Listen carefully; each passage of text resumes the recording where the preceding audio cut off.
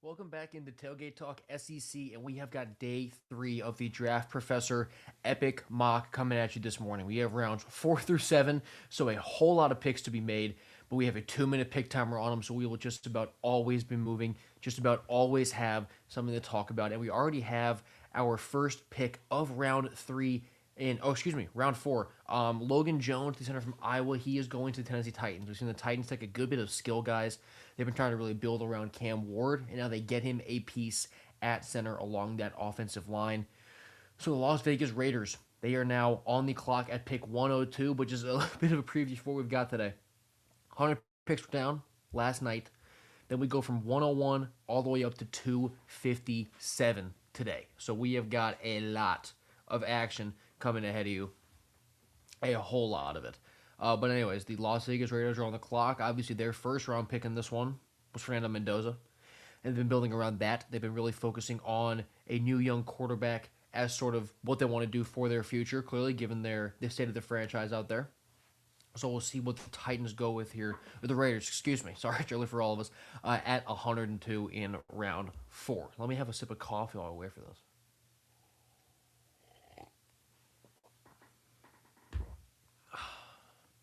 We do have our guy Tell coming back in again today. He'll be here super shortly.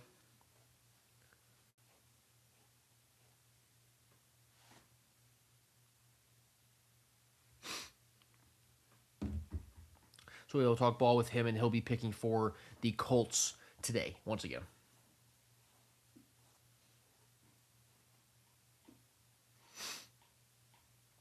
But the Raiders are still on the clock here. After Logan Jones, the center from Iowa, he went off the board.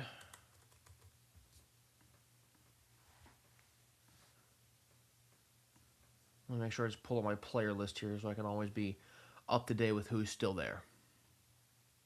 But the Raiders are at 102. My guy Mark John are still waiting on his 4th round pick. And then the Jets, my guy Steve, will be at 103 overall.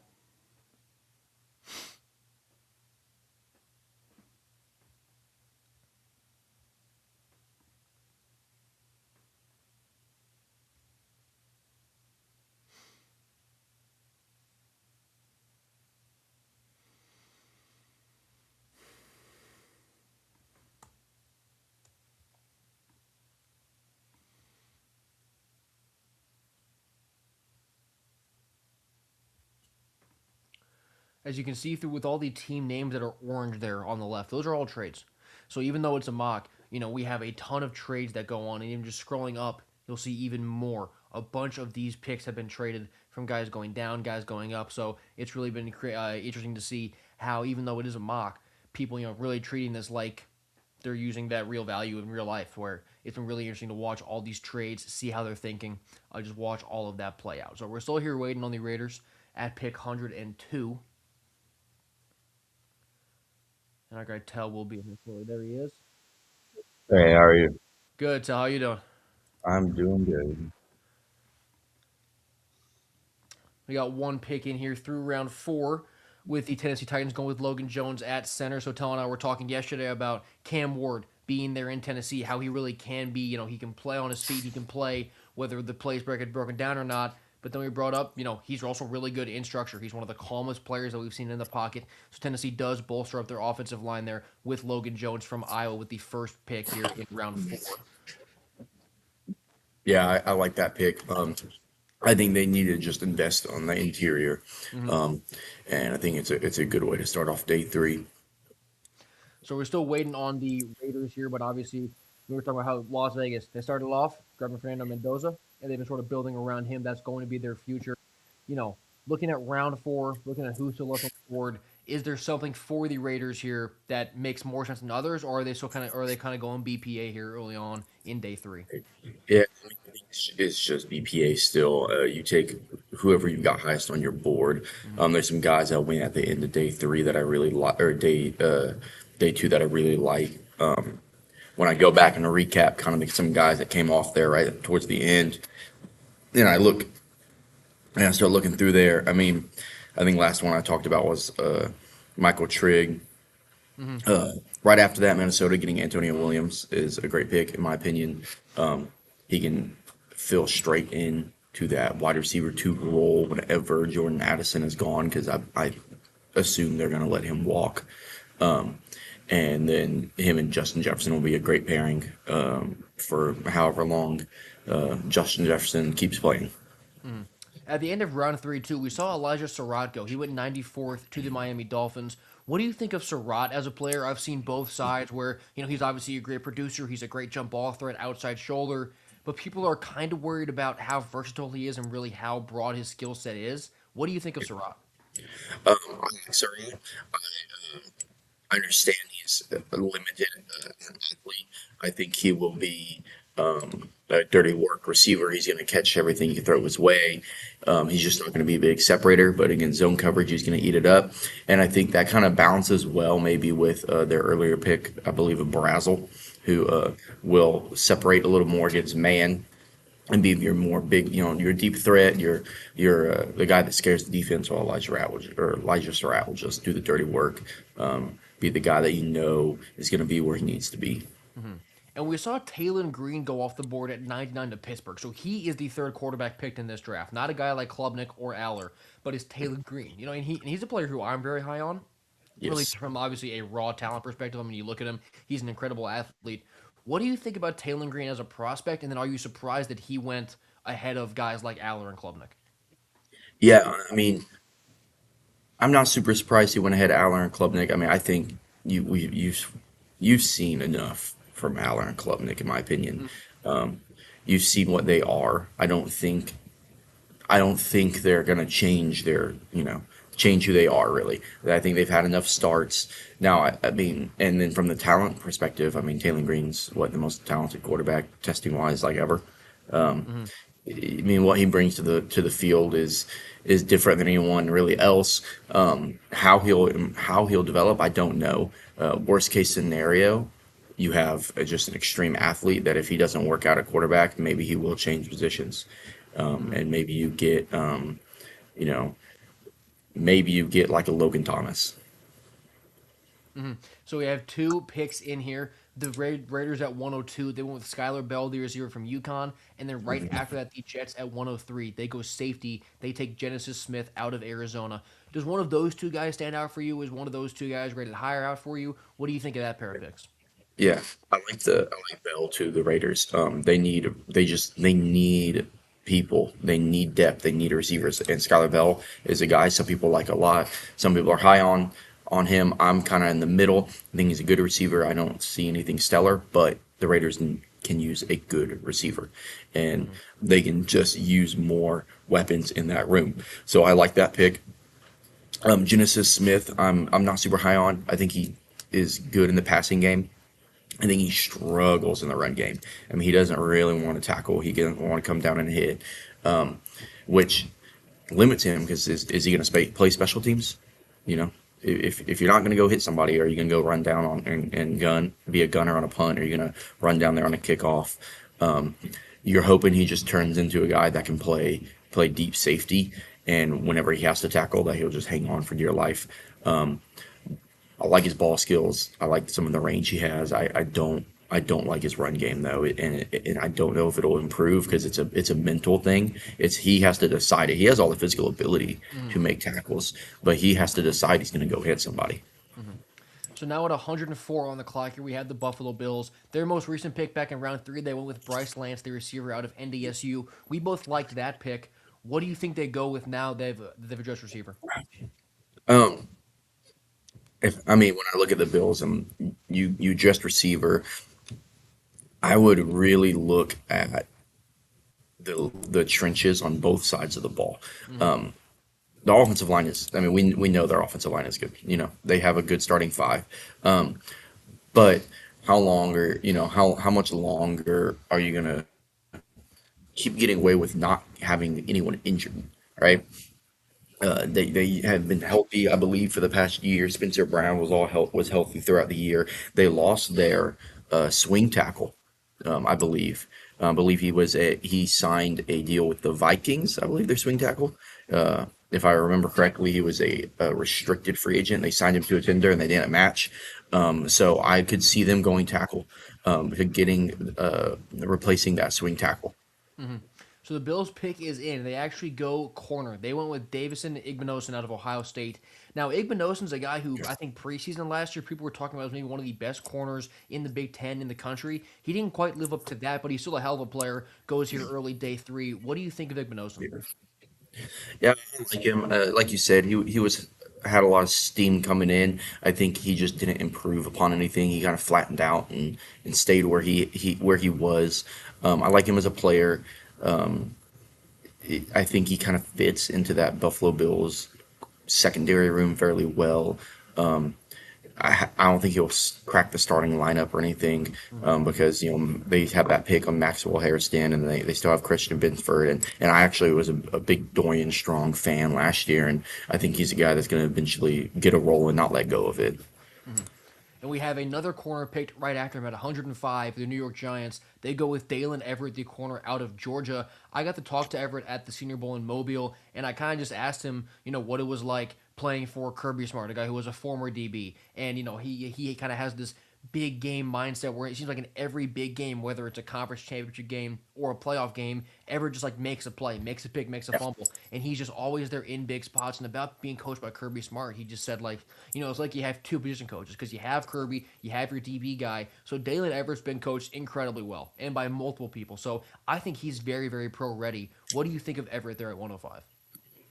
Yeah, it's a good pick. I mean, you can't go wrong. You're with Harbaugh rebuilding this team, getting a Georgia corner, one like you said that shows up and makes plays when it matters, and that's what the Giants need. I mean, they need playmakers on defense, and they got some. Their edge rush should be pretty good. Their defense has the makings to be very good, and if you can have a very good defense to pair along with a young quarterback who now should be a little more protected on the line, you can win some football games.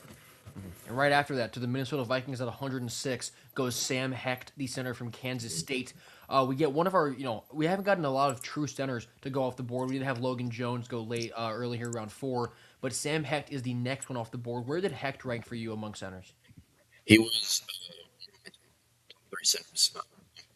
I think he's a good player. I think he's very smart, and I think we just stick him in there, and he's going to be able to play.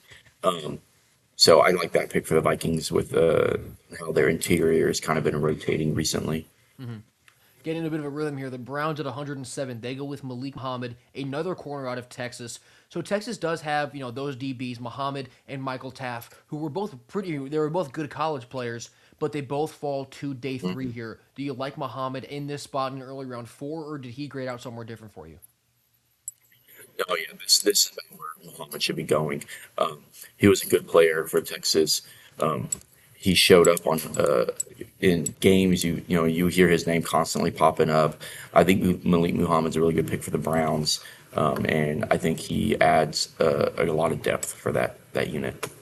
Then at 108, the Denver Broncos, they go tight end. They take Eli Raridon from Notre Dame. So another one of these tight ends who's kind of in that group of others below Kenyon Sadiq, at least in the public eye. Do you like Raridon? What are his pros? What are his cons? Does it make sense that he's, Yeah, I think, our tight end 4 or 5 off the board in this mock? yeah. So he's a really interesting prospect. I mean, he's huge. He's like 6'7", um, and he runs fairly well. He is movement, is better than you expect. It's not anything stellar, but he runs well down the field in a straight line. He catches well. I think his blocking could be better. And it's not like I want to say he doesn't want to block. I think he wants to block. It seems like he just doesn't almost know how half the time. I think he's a good pick. I think he's someone that can turn into like a Theo Johnson type, which is like he can be a presence in the passing game, but he won't scare you too much. But he's gonna be a threat in the red zone because he's so big, he's so tall. He'll catch the football. He's gonna block. So yeah, I like him as like a kind of a beat of an average starter is what he could turn into and be a red zone threat. At 109 goes a guy that we talked about yesterday, Jalen Farmer, the interior of Yeah. Kentucky. You brought him up. Do you like his game? Do you like him going to Philly? Yeah, I mean, again, Philly just sits back and waits for people that, in my opinion, shouldn't be there when they're there. I think Jalen Farmer should probably be a day two guy. I think he's a really solid interior player. I think he when he gets his mitts on you, it's kind of game over. and you go to the Eagles, who just develop line. I think it's a great spot. I understand Stoutland, I believe, is not there anymore, but I mean, they still have really good offensive linemen everywhere, and it's a good place for him to learn. And at 110, the Bengals, they also go with a lineman. They went with Landon Robinson, the DT, out of Navy. Two-parter here. I mean, what do you like Robinson as a player? And when you're looking at guys who come out of service academies, is there anything different that you put into the scouting because you kind of know that they're going to play a really clean, physical way, or are they just another player from another school? I mean, the way I see it is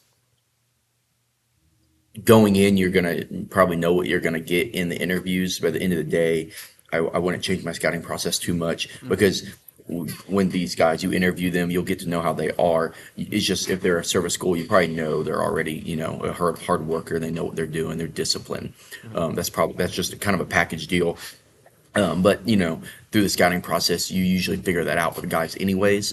I like Robinson. He's undersized, but if he gives that front some juice, because they just have no juice up front on the Bengals defensive line. We actually moved so fast, I didn't realize that you're now on the clock. So I'm going to sit back, let you make your pick, and we'll talk about the other guys in a minute. Let me, and when I'm looking at my pick, I believe I know who it is. I'm just gonna go double check that he's still available. He is, so I will go ahead and drop that in there. Let's see where I'm at. There it is.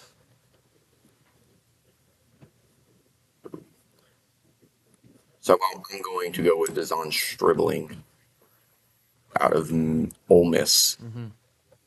That is my pick. Yeah, so I mean, you brought him up a good bit yesterday. Also, we were going to talk about some of those skill guys. So, like, what do you really like about Stribling here? And do you Yeah. think you got kind of a bit of a steal here, getting him around 4?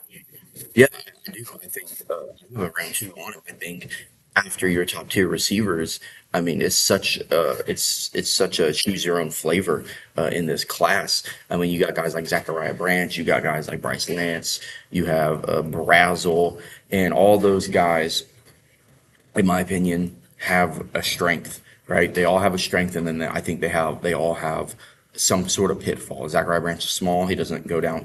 His downfield production is not great. Bryce Lance, he's maybe the one that is, in my opinion, doesn't have as many downfalls as some of the others. I think Bryce Lance is a little more well-rounded, but he's more of a deep threat guy. Then you have Brazel, who's just a deep threat guy. He's only played on one side of the field. But when you look at Deshaun Stribling, he has gone through multiple programs. Now, granted, all his offensives have been kind of odd. He played at Washington State, he played at Ole Miss, played at Oklahoma State, but he wins vertically. He wins on the sideline. He wins at the catch point, and he has good yak. His only downfall, in my opinion, is his play strength sometimes before the catch. So, like when the ball's in the air and when he has the ball, he's strong. It's a matter of getting through contact on routes. But I mean, with everything else he can do, I mean, it would almost come across of like he just hasn't been coached how to get away from contact. And he's not small. He came in at the combine at 207. When you watch, he ran a 4.36. He can burn it a little bit. I would think he may play a little heavier in 207 though. I think at Oklahoma State he looks more like 215, 217. And at Oklahoma State that film was a little better when it came to the fighting through contact part. So right before you, we saw that the Denver Broncos went with Caleb Alarms or the linebacker from TCU, and the Cowboys went Julian Neal, the corner from Arkansas. Do you like one of those guys more than the other? Do you have them graded up higher or lower here? What do you think of those two picks generally? So I actually like Julian Neal a good bit. I mean, I'm surprised he was able to last this long. I have a 2 on Julian Neal. I think if you want a big, long press corner, it's hard not to take Julian Neal on day 2. I mean, this guy is just, I mean, when you watch his tape, he's just all over people and he just mauls them. Uh, he's a guy that I don't think should fall to day 3. I think he should be a day 2 corner, and I think he plugs and plays for certain kind of defenses. He's 6'3". I think he's around 200. He jumped like crazy at the combine. His 40 was like a 4.4 something, or maybe a 4.5 flat.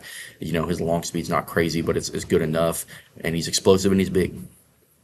Then at 114 the Falcons, they went interior OL. They took Jake Slaughter from Florida. So he's listed as an IOL there. He's really more of a center. That's what he did in Gainesville. Do you like Yeah. Slaughter's tape? Do you like how much experience he has? Or is there something that you don't like so much about his profile? No, I mean Slaughter's a pretty good player, a very experienced player. I think the ceiling is limited. Um, I think the he's a good player for the Falcons, who are needing to really, they have a good line, but they really need to add depth to it. And they just lost their tackle to a sudden retirement. So I mean, I think he's a plug and play into this unit, and he should add depth to a team that needs it right now. Still on the IOL trend, we'll skip pick 115 for a second here because at 116, your team Tampa, they went with Matt Golban, the interior OL from Michigan State. What do you think about that? Is that a good fit, and do you like Golban? Yeah, I do like Open, Michigan State. They're a school they used to regularly produce a lot of prospects, and then they handful of years, they gotten their sanctions in trouble, and they haven't had those prospects really coming out recently. And I think it's going to start back up again. Um, I think Golden's a good one for Tampa. Um, they really need help on the interior. Bredesen, he's solid at left guard. You know, long as Wirfs and long as Wirfs and the center's healthy. He's okay because he's not having to worry about either side. He's just there to really kind of just get his job done, and that's it. But if you can add some depth, because when guys started going down, I mean, we were having to kick people all the way out to tackle. We were having to shuffle people around. I think just adding depth there is key for Tampa. And then we saw at pick 115, I believe it was Jack Andrews, the tight end from Texas. He went.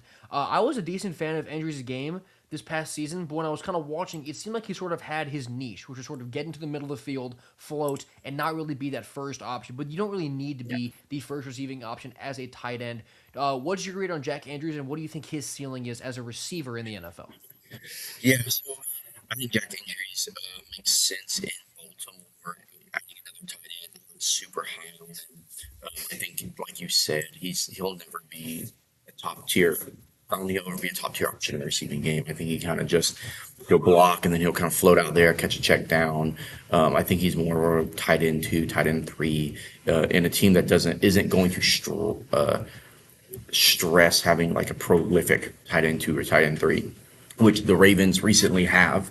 Now, with the whole new scheme, maybe that may change, and now it's more of a, hey, it's Mark Andrews as the receiving dude, and anyone after that, you're just coming in a block and just do what you need to do. And he can be like a Mark Andrews light, like he can do everything Mark Andrews does, just very watered down.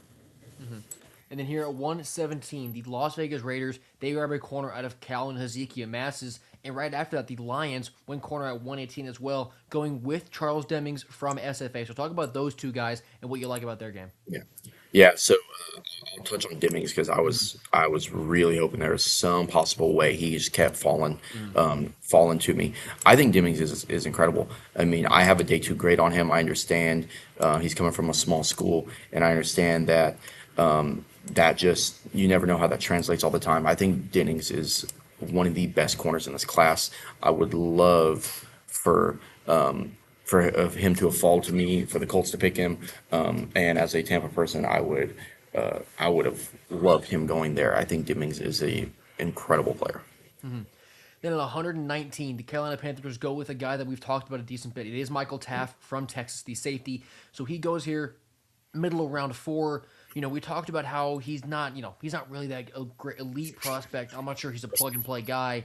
Do you think that Taft can fit decently well in Carolina in the NFC South? And do you think he has a chance to really crack that rotation consistently if that's where he ends up?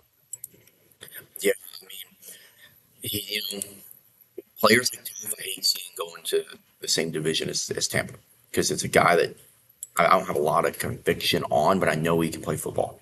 What impact he makes, I'm not sure. But seeing him go to the same division is rough. I think he is a guy that could be a great guy to come in and replace one of your safeties if something happens with specifically like if Morrig or Scott, because I think Taft can play either one. I know he's not the biggest guy, but he's smart enough he can come in and play either one, and then I think he can really make an impact. Maybe he ends up getting a little bit of a nickel look, and if they're going zone heavy stuff. So I think he's a nice add for that unit. I agree. I think even though he isn't the best, elite prospect on paper, like if you put him in the game, you know he's not going to make a mistake. He's incredibly smart. He's been playing the game for a really long time, so you know that he's not going to make a mental mistake, a blown coverage, anything like that. If he gets beat, he gets beat, but you know it's not going to be because he wasn't prepared to play.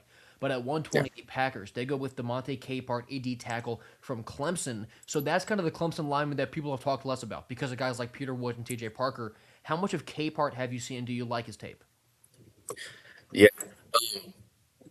Yes, no, I really like him part. I think he is definitely the one that's not talked about nearly enough. I think he's a pretty good solid player, and everyone talks about Peter Woods, and Peter Woods is so decisive. I mean, he's my DT two, and I see Peter Woods like bouncing out of the league in not too long because his 2025 tape was rough.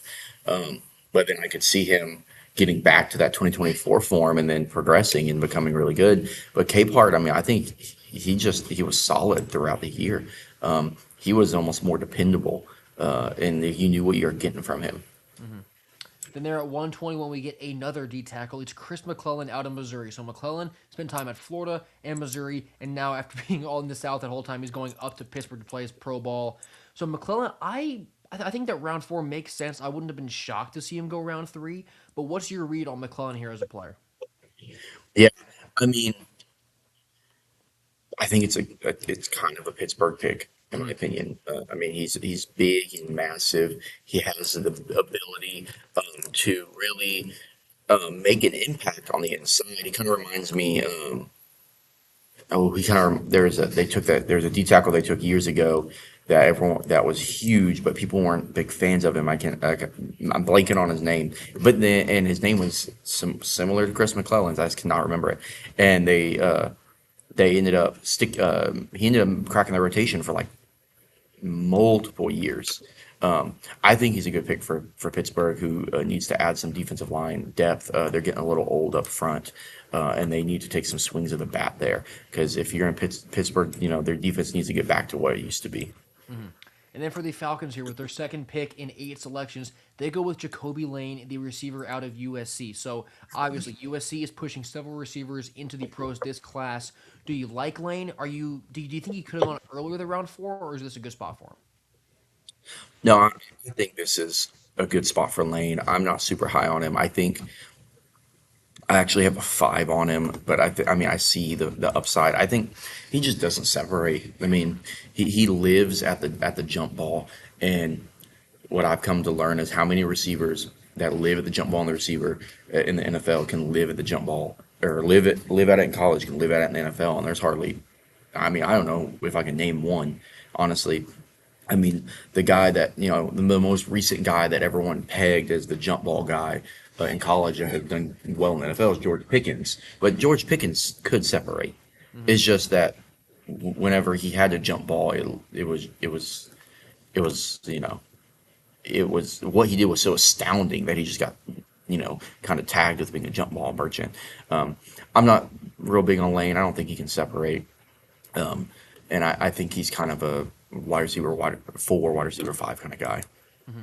At 123 here, the Chargers, we have another tight end to talk about. It's Joe Royer out of Cincinnati. So when you look at Royer, does he have maybe a bit of a higher ceiling than these other guys like Andrew Aradon, or is he in a similar boat? Yeah, no, I actually like Warrior here a good bit. I have him as tight end. Let's see where exactly he went. He's tight end, like down the board. He's around. I see. I have him graded right beside Justin Jolly. Hmm. Um, and I don't think Royer is going to be a giant, like monster of a tight end in the NFL. But I think for what the Chargers need, which is just another rotational tight end to add in there with what they have, um, with Gatson and Conklin, I believe is who they just brought in. I think he is great. I mean, I think that Royer can block, he can catch, he has a little bit of a yak ability. I think he's a really good tight end three for an NFL team to have. Hmm. Then here at 125 and 124, excuse me, the Jaguars and Pats go offensive tackle back to back. Travis Burke from Memphis goes to Jacksonville, and Demetrius Crownover from A&M goes to New England. What do you think about those two guys? Is one of them higher for you, or what are their strengths that you think they can really apply here as value picks maybe in the fourth round? Yeah, I really like. I mean, I like both. Crownover, I like a little bit more. Um, he is a guy that I think you can take. He did really well in the SEC for A&M. A&M made a run this year. He's a big, large guy. I mean, I think you can stick him out there at the edge in a couple years, and I think he can play for you. I think even though he's 6'7", I think he can kick into the interior. He's a tough player. I like Crownover a lot. Uh, and then when you're looking at Memphis, tackle Travis Burke, I like him too. A great Jaguars pick. I mean, I don't know. The Jaguars, you just, when you got quarterbacks that you know are your guy, you just got to keep protecting them, right? And I know they got Cole Van Lannon and Anton Harrison there, but Cole Van Lannon is kind of an interesting situation. He started like not even a full year, I believe, and then they gave him that big contract extension. So I think there's a little bit of a question mark with him. They don't believe so, but this is a little bit of an insurance, in my opinion. Yeah, so now the Buffalo Bills are at 126 for the second time in round four. They go in the secondary this time with a safety, Jalen Husky out of Maryland. Are you surprised that the Bills have gone with a second secondary guy this round, or do you think that Husky is a good enough player where you don't mind the pick at all? Uh, I think he's a pretty good player. I'm surprised that they went there again. I mean, especially when you really kind of look at their back end. I thought their back end was getting better. They were down in the back end a couple years ago, but now when you're sitting there with Cole Bishop, who I think has kind of come along, and you brought in C.J. Gardner Johnson, and then you made another investment there. I think I'm a little surprised by that because I think they had a lot of depth there. Good player, is just where it is. I don't know if the value of the position's worth it right now for what they are looking at in that situation. And back to back here, we get picks off of the national champions, Indiana. At 127, the Cowboys, they go with Kalen Black, their running back. And then at 128, the Detroit Lions, they go Mikhail Kamara off of the edge. So do you like these Indiana guys? Do you think they can really translate to the pros? And what do you think about these two picks specifically for their fits? Yeah, I really like these picks actually because I think you're getting. Kalen Black's gonna come in here for Detroit or for Dallas, and they. I really like what Dallas has been doing the past 2 years in the offseason, which usually I don't. Hmm. I'm usually like, wow, I really don't understand what they're doing. But I mean, you go in there, you bring in Javante Williams on a cheap deal, and then like all of a sudden he is healthy, and you give him those years to recover from a bad. I mean, it was a bad injury, Hmm. and he comes back and he looks like Javante Williams again. You already have Jadon Blue, who's a little bit of a receiving back. You work in Kalen Black, and he is a tough runner. He's going to come in there. He's going to get the job done. Whatever you ask him to do, he's not going to be prolific, but you don't need that with what you have in the running game. And then when you look at what the Lions did with Kamara, and it's kind of the same thing. It was a rotational pass rusher. I mean, he gets after it, and I think that's a really good pick for Detroit. And he can go in on special teams probably and be a big time player. Hmm. Then here at 129, the Bears, they go receiver. They snag Chase Roberts out of BYU. Of the guys who are left, where was Roberts for you? Was this a pretty good pick here, given Yeah. the receivers who are left, or was there someone that maybe you would have taken instead at receiver here? Yeah, I think Roberts is a pretty good pick. There's some guys I'm higher on, but I understand what Roberts is and the pick there. I mean, Roberts is just a really detail-oriented receiver. He's going to be nasty. He's going to play hard. He adds a guy that could be like a big slot presence for Chicago. Um, he can really fill in and block well. I like Chase Roberts. There's receivers I have higher, but they don't really. I don't think they would have a place in Chicago. Hmm. Then at 130 here, we get another quarterback. The Cardinals, they go with Garrett Nussmeier out of LSU. Now, I admittedly got kind of talked myself out of Nussmeier, midway through this past season because I was low on him beforehand. Then he had this abdominal injury oblique injury where he didn't really have the zip on the ball, couldn't finish out the year. Then I really liked what I saw from him in Mobile. It looked like the ball had the zip back on it. He was really taking on that leadership role as that quarterback. He's an experienced guy. What are your thoughts on Nussmeier now that he's healthy, that oblique is good? Do you think he's a guy who has an NFL future? Whether it's a backup, maybe even cracking it as a starter. What do you like about Nussmeier? Yeah, am lower on Nussmeier, but it's there's so many caveats with him because of the injury and 2024 he looked really good.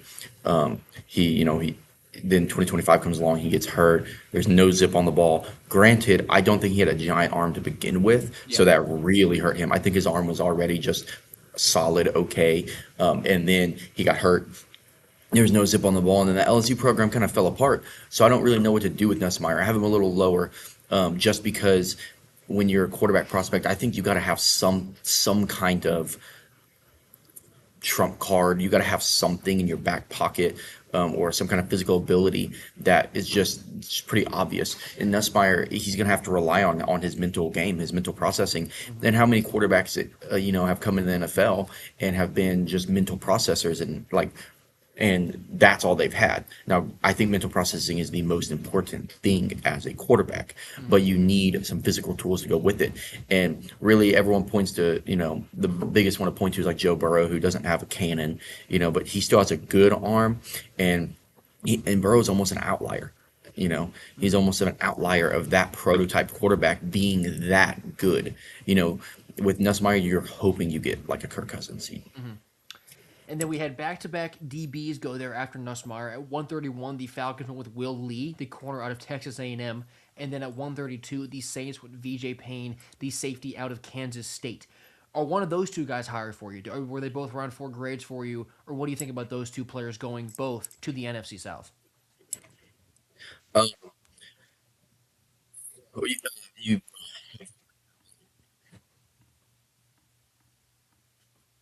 which two is it you Oh, brought sorry. up? I couldn't hear. Will Lee and VJ Payne from A&M and Okay, Kansas State. yeah, Sorry. yeah. So they're both interesting players. VJ Payne, I think he's a solid player. I think he's more of a special teams rotational guy. I actually like Will Lee at Texas A&M. I think he is a guy that can come in and play in your starting lineup and after a year or two in the NFL and catching up to speed. I like what he brings to the table. I think he is a corner that's not talked about nearly enough. I mean, he's 6'1", over 6'1", I believe. He's 190. He's got size. I think he jumped out the building, and he had good tape at A&M. I mean, that A&M defense was. I mean, I understand that the team kind of fell apart in the playoffs, but that was the offense that was falling apart. And uh, when the offense started falling apart, other teams smelled blood in the water, and they started getting really aggressive against that defense. But that defense was, I mean, was legit Mm-hmm. majority of the year, and it was legit at almost every level. Then at 133, 135, and 136, we have 3 linebackers who just went off the board. Aiden Fisher went to the Dallas Cowboys. People are having a hard time with this spreadsheet. But Aiden Fisher, just wait for the spreadsheet to pick back up. Think about him as a player. Yeah, so Aiden Fisher is a guy that when I watched, I understand why people like him. We're 5 on him, so somewhere around this range, and he makes a lot of sense to me. I think he's a solid player. I don't think he's anything incredible. I don't think he's going to turn into some top level player or anything of that nature. Um, I think he's going to be just a solid rotational guy that if he needs to step in and play for you, you can get by with it. Otherwise, probably a special teamer. So at this latest pick here, we had at 138 the Niners. They went with Austin Barber out of Florida. I brought him up when I was asking you about some tackle prospects at times where we thought a team might take a tackle. Do you like Barber here going late round 4? Does that make sense to you? Yeah, I like it, especially for San Francisco. I think Barber's a nice pick for them. They got to at some point, plan for the future at tackle. I think Barber offers them a guy that has potential with movement and a guy that you give him a couple years with Shanahan. I think he can plug and play and be reliable. Before we lost the spreadsheet here, I saw that Drew Aller, he went to the Eagles in the late 130. So he is the 4th quarterback off the board. Aller coming out of Penn State obviously had, he wasn't playing horribly in the beginning of the year, but he wasn't playing great. And then he got injured, missed most of the back half of that season. So what do you think about Aller coming back from injury, going to the pros? Obviously will not start in Philly. Jalen Hurts is there. But what do you think his ceiling is as a player? Yeah, again, big guy. But I mean, he his career has been the the same thing off the rim, which is, um, yeah, I think it was, his best tape was probably his freshman year. Hmm. And it just kept getting worse. I mean, bad decisions. Doesn't seem to he doesn't want to, take contact. I'm not real high on Aller. I think he's a guy that will be in the league, get in the league and be drafted like this because of his physical ability. But I think after a couple years, he's going to float around and kind of not really hang on. I just don't think he has. I just don't think he's ever brought it together, and I don't know what's going to make him bring it together. Hmm. I want to go back to two linebackers that we missed when the sheet was condensed. But at 135, the Steelers grabbed Jack Kelly out of BYU, and at 136, the Saints went with Bryce Becker out of Oregon. Yeah. Name that I've heard pop up a little bit as maybe a really high value pick. Do you like him here at 4? And also, what do you think of Jack Kelly there right before him at 135? Yeah, so the back there, I mean, that's a Saints pick in my opinion. It's such a Saints pick. Hmm. I mean, I think he's a guy that I'm not super high on. I do like him. I think he's really good in the run game. I think he's got a little bit of a feel in the pass game. I think he's limited though, in what he can be. But I mean, again, how like if he has to come in and start for you, he has to start a year or two for you. Are you that worried? I wouldn't be that worried. I think he's a good football player, but at the same time, after a while, there's going to start to be some deficiencies in his game. You're going to start to see, what he lacks, and after a year or two, people were like, well, it's time to upgrade. It was nice, it was fun, kind of like a Micah McFadden experience, in my opinion. Micah McFadden's a good player, but I also think the teams are ready to team that had him. They're like, oh, it's time to move on. Hmm. And then to end round 4 here at 139, the Niners with their back-to-back picks went with Billy Schrauth, the guard out of Notre Dame, and then the Jets at 140 went with another offensive guard, Armaj Reed Adams, out of A&M. So between those two guards, did you have one of them graded higher than the other? Were they both round 4s? Do you like those picks? And also with San Fran at back-to-back 138, 139, going double offensive line. Yeah. Yeah, so I think that's a good choice by San Fran. I like Armaj Reed Adams a little more. I think he's a good player, that I would definitely want to get in the room and develop. I think San Fran's making some really good choices on this line. I mean, I think it's been far too long. They can't keep letting the line, they can't keep not valuing the line like they have recently. At some point, I understand that Shanahan system, has kind of gotten away with not doing that, but I think at some point you got to put some value into it. I mean, Christian McCaffrey can't even get 4 yards to carry this year. So then to begin round 5 here, the Vikings, they go running back, Jonah Coleman out of Washington. What have Yeah. you liked out of Jonah Coleman? Obviously now he'll get to keep wearing purple in the pros with Minnesota if this comes true, but do you like Coleman as a prospect, and does he make sense to you as an early round 5? Yes, completely. I mean, it's a weaker running back class. So when I say what I'm about to say, you got to take that into context. He's my RB2, Hmm. right? Because other running backs, I think there's so many holes in their game. But Jonah Coleman, he's going to step in there. He's going to pass block better than anyone else in the class. He can catch the ball a little bit. When he runs the ball, he's going to run hard. He's built like a fire hydrant, and I think he fits really well in Minnesota. Minnesota's, they're looking to change that running back room up. I know they brought in Jordan Mason, and it seems like they like him, but they're not super content with him. I think he's kind of a Jordan Mason replacement. He's going to come in here. He can be your grinder.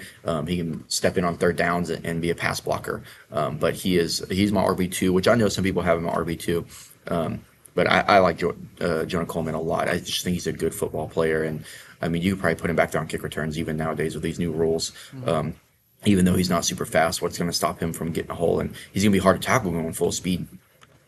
Yeah, so you brought up how it's kind of a weak class and how there maybe not be a whole lot of separation. So Jonah Coleman here went here at 141, and at the end of round 3, Mike Washington from Arkansas went 96 to Seattle. So given how condensed the running back board is to you, would you have been at all shocked if those two guys, even though they're like almost 50 picks apart, if they had just flipped? No, no, not at all. Because at that point, it's completely what that team wants. If you desire a guy that you can come into your rotation, block his butt off, get the ball when he needs to get the ball, that's Jonah Coleman. Hmm. And because in my opinion, Jonah Coleman, he also reminds me of kind of like Devin Singletary, just a much larger version. And it's not that he's any taller. I mean, they're the same height, if not he's shorter, but he's probably 20 pounds heavier. But then Mike Washington, I mean, if you want a guy that actually you can get that may be your bell cow, I mean, I understand Mike Washington. So it's completely of take the guy you know what he's going to do, or take the guy that can become something much more. So yeah, I'm not surprised at where they went, and I wouldn't be surprised if they had flipped. So we're still waiting here for the Titans at 142. But just looking back through what we got to see in round four, was anything a surprise? Or was there any pick here that you think, I mean, you brought up how there were some guys who you had a two on, like Julian Neal at corner. But was there a big surprise that you think was taken really, really late, or a guy who maybe got taken earlier than they could have waited to get them? Yeah, so I mean, we talked about Joe Coleman. I think he was taken really late. I think let me go back through there. I mean, yeah, Julian Neal was late. I think being able to get Dijon dribbling there was a surprise. I didn't think he was going to last there. Um, uh, Now I know people are all over the place with him, but I've seen, I believe Brugler and them have said he's it could be a late round two, early round three guy. Um, so I'm surprised he last. Another one that I wish could have fallen to me is Charles Dibbings out of SFA. I was hoping this just the small school tag could make him fall. I think he's a better player than even where he went. So still waiting here on the Titans. They should have the pick in here in a minute, but with all that they've already seen go through, they're building around that offense with Cam Ward. Do you expect them to keep doing that? I mean, you look at what they've done today. They went with Logan Jones out of Iowa. Do they stay offensive, keep trying to add pieces to Cam Ward's unit, or do you think they maybe flip to the other side of the ball and try and bolster up that defense? Yeah, I mean, I think you start looking at where, but just you start BP, kind of go BP, figure out where they're going to fit on your team. I think that defense wouldn't be a bad spot to go. When I look at guys that may still be left there for them to target, I mean, you look at the edge. I think Romello Heights is still out there, out of Texas Tech. That's an interesting one. You start looking at corner, and there's guys like let me see where are they at. Who is it I just saw a while ago? Um, I think TJ Hall is an interesting one out of Iowa. And then you go to the defensive line. Albert Regis is one, in my opinion, that is an interesting pick out of A&M. I don't, they just traded away their nose, which I understand he didn't fit that new system. But I think Albert Regis is a guy that can kind of play anywhere you need him across the interior and just get the job done. I know he's not giant, but he tested really well, and he had a good season at A&M. He really let the rest of that A&M front do what they needed to do because he was always doing his job. You brought up some edges, just some other guys who are still on the board that I kind of want to get your thoughts on and bring up. Tyreek Sapp is still there out of Florida. We talked a little bit about Nadami Tucker out of Western Michigan, but a guy like Kayron Crawford from Auburn, I believe, is also still available. Yeah. Do any of those names kind of get you excited at this spot, or do you think that those guys could be going here in round five? Yeah, I think Crawford is a really good name to especially with the Titans up on the board. I mean, he's so versatile. He is a guy that you can, if you want to do some sim pressures and packages with, he would be great. He can drop in a coverage, he can give you some pass rush ability. I think Crawford's a really good player that can, taken in the right scheme, can be a solid starter or a rotational player that makes an impact on your team. So the pick is in here for Titans. They do go defense, but it's not edge. At corner, they go with Ephesians Prysock out of Washington. So probably the best name we have here in this draft class. So what do you like about his game when you see him on the field? Yeah, yeah, I like Price Sock. I think he really has a nose for the football. I think he is a really good pick for Tennessee. I think you get him in there with Sala and coached up on the back end. I think he's a guy that can eventually become a starter for you, actually. And I don't think he's talked enough about in this draft class. I feel like I don't think I rarely hear his name mentioned, but I think he's a guy that definitely can become a player for you. And the Titans do have the pick here again at 144, so maybe they go edge in this spot. But right before them at 143, the Cardinals, they went linebacker Keyshawn Elliott out of Arizona State. So we saw a good bit of linebackers go off the board before this spot here, before Elliott goes. Do you like the spot for Elliott? Did he grade out, in this range of linebackers for you to where he's at this spot being taken off the board? Yeah. I mean, he's someone that is a little later for me. I wouldn't personally take him right here. Arizona's kind of hurting though for linebackers. I mean, their whole defense is not great, but they've invested so much on defense recently, and they haven't really gotten the returns on investment. In Arizona, when you really kind of look at it, I mean, I know Jonathan Gannon was there, and they're really stressing it. You had Nolan Walter, who actually looked good but got hurt. Darius Robinson hasn't turned into who you hope. Coming off the edge, Josh Sweat's good. Zaylen Collins, who I was a big fan of coming out, I feel like he just kept getting flipped around from position to position and hasn't been able to settle in anywhere. And then you look at their inside guys with Mac Wilson and Cody Simon, who are in my opinion, like some kind of replacement level kind of guys. And then so like, yeah, inside linebacker makes sense. I mean, I think they're hurting there. I don't think I would have. I think this is a little bit of a reach, but if you like him, then yeah, I understand it. So the Titans there with their second pick in this bunch, they do go edge at 144, but it's Joshua Joseph. But what do you like about Josephs, and do you think this is a good spot for him to go here early round 5? Yeah, yeah, no, I think this is a good fit for him. I mean, he's a nice twitched up kind of edge. I think getting Saleh to coach him is the best opportunity for him to succeed in the NFL. I think he needs a lot of work as a pass rusher. He's not real big, but I mean, if Saleh just puts him on at his speed edge, which when you look at Saleh's defense, he usually kind of has certain edges are different than others. He doesn't make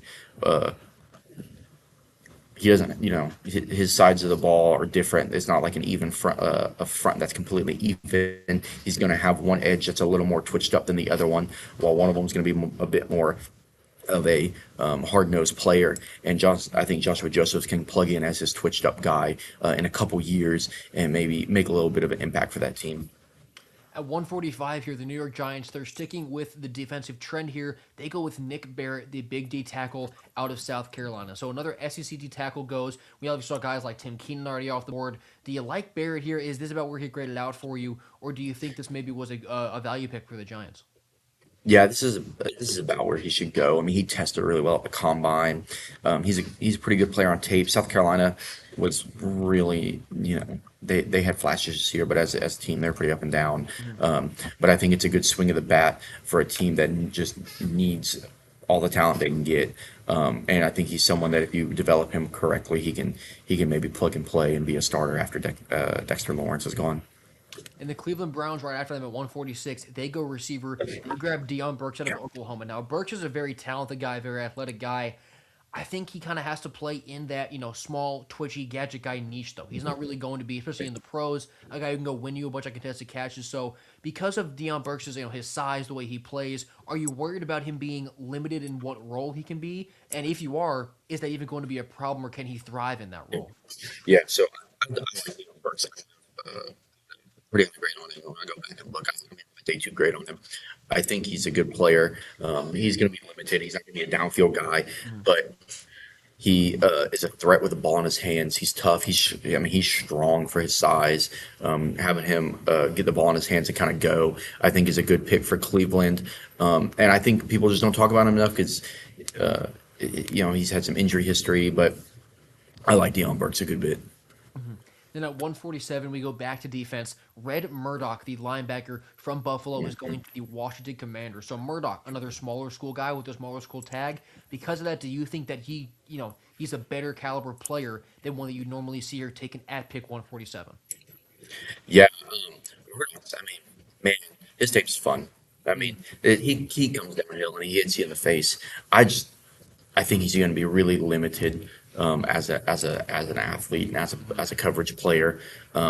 He's another guy that comes in there and if he's got to start for you for a couple games, he'll feel okay because he ain't gonna give up in the run. It's just in the pass game, I don't think he's super great, and I don't know if he has much more room to grow to become a better coverage backer. But I like Murdoch. I think the very least you're gonna get like a key special teamer who's just a hard nosed player. Then at 148 here, the Eagles, they go with Romello Height, who you brought up just a few minutes ago, Yeah. the edge from Texas Tech. So you've already talked about him as a player. What do you like about his game? What do you like about him being in Philly with the Eagles? Yeah, I mean, again, they just sit back and let people fall to them that I don't think should really be there. And it's not like I'm like the biggest, giantest Romello Heights fan. But I think when it came to the next edges, he was there. He's twitched up. He plays super hard. I understand he's a little bit smaller and he can get kind of tossed around a little bit. I mean, Philly has so much on the defensive line. I mean, they just rotate him on passing downs is all they got to do and let him, just terrorize quarterbacks on third and longs. And I think it's a great pick. And yeah, they just always sit back and get somebody to fall to them. So the sheet got condensed again as San Fran's about to make their pick. So just real quick, you're coming up in about 5 or 6 selections. Yeah. Have you seen your guy go off? Have you seen, or is your guy still there? How do you feel right now, just a few spots away from your pick here in the 5th round? Yeah. So there's a couple guys. There's one guy I'm targeting. That I think will make it. I don't know how other people feel about him. I've heard him mentioned a couple times here and there, and I'll kind of I'll sit on that and just to make sure, because I think it's a spot that we're gonna need filled in the near future. Put it that way. So then back up here at 149, the Browns, they go center, and they take Parker Brailsford from Alabama. We brought him up a little bit yesterday. Do you like Brailsford in this spot? Does this make sense here, mid to early round 5, as the spot for him to go? Yeah, I mean, again, I think it's Cleveland can go only taking offensive line. Um, I mean, they're going to go offensive line almost every game. Be like, you know what? Can't blame you because you got to figure something out on offense, and you're not going to figure out anything with young quarterbacks if you can't protect them. Hmm. And so, if you just keep taking line swings on linemen, uh, albeit my only question is, well, I mean, what's the defense going to be like without Shorts? Hmm.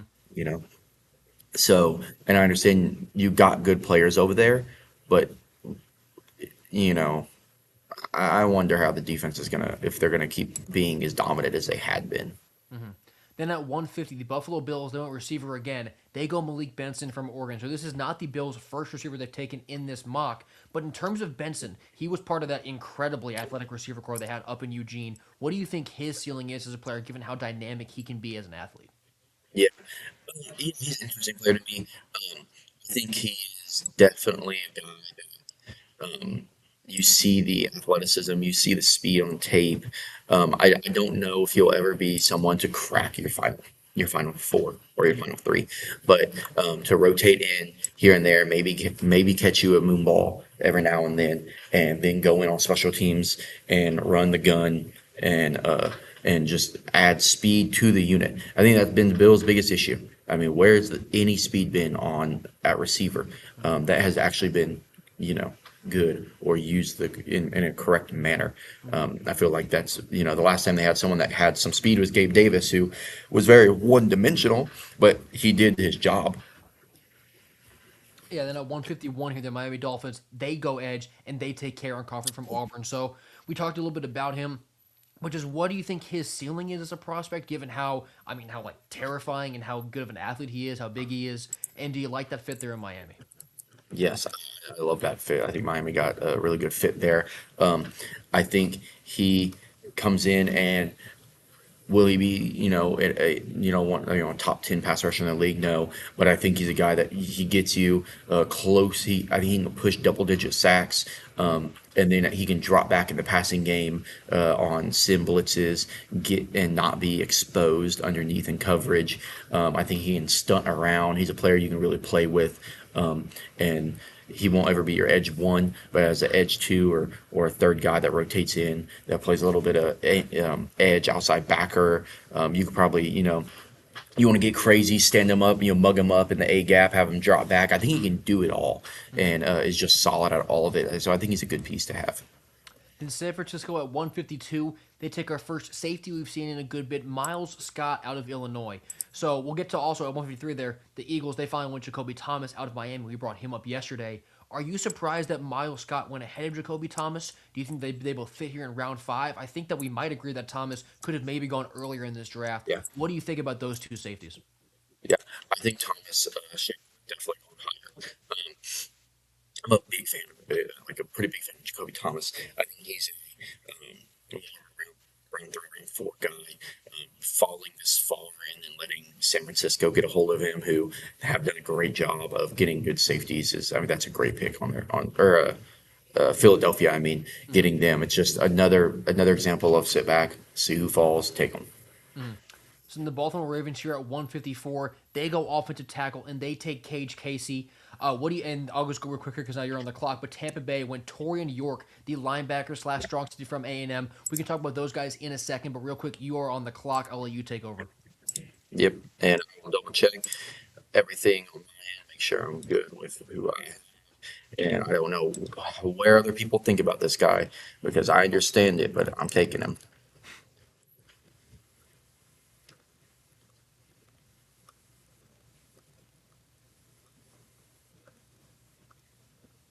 Let me make sure I got this right. I may have typed in the wrong one. Hold on.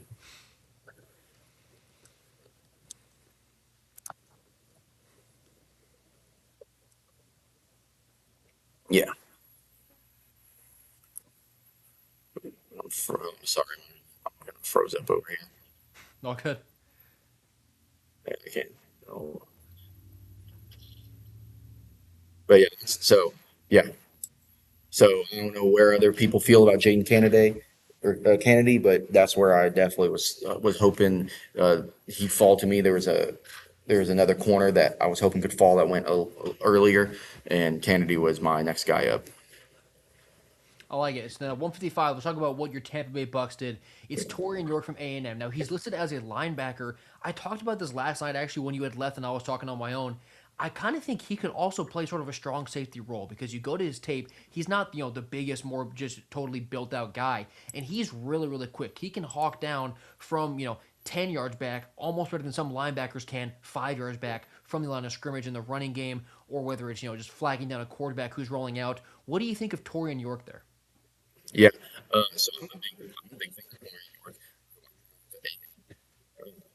I have a 4 on him. I mean, I think he covers really well. I think he comes down and is very, he puts his body out there on the run game. He tackles. Now, he's small. You know, he's small. He has shorter arms, which I think can show up on film when it comes to tackling, where some guys can slip away from him, which I think can be a problem.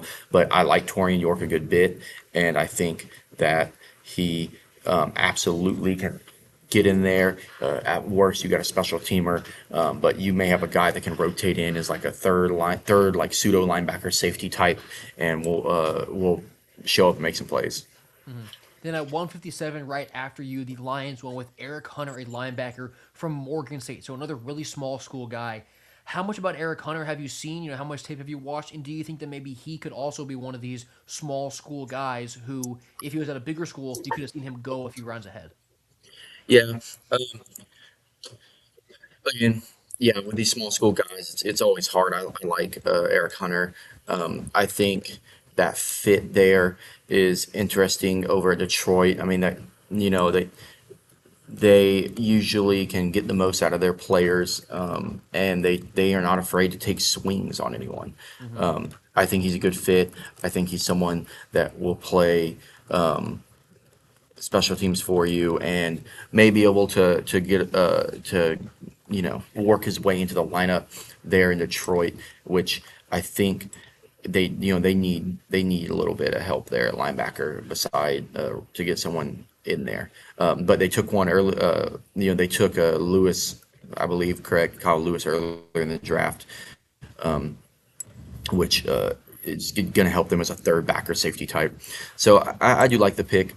And I think, at this point in the draft, you're just taking guys where you know what they're going to be, or you're taking big swings. Those guys kind of in the middle that you're not sure what they're going to be, and they're not super talented. That's when those guys start to struggle and fall down the board, in my opinion, at this point in the draft.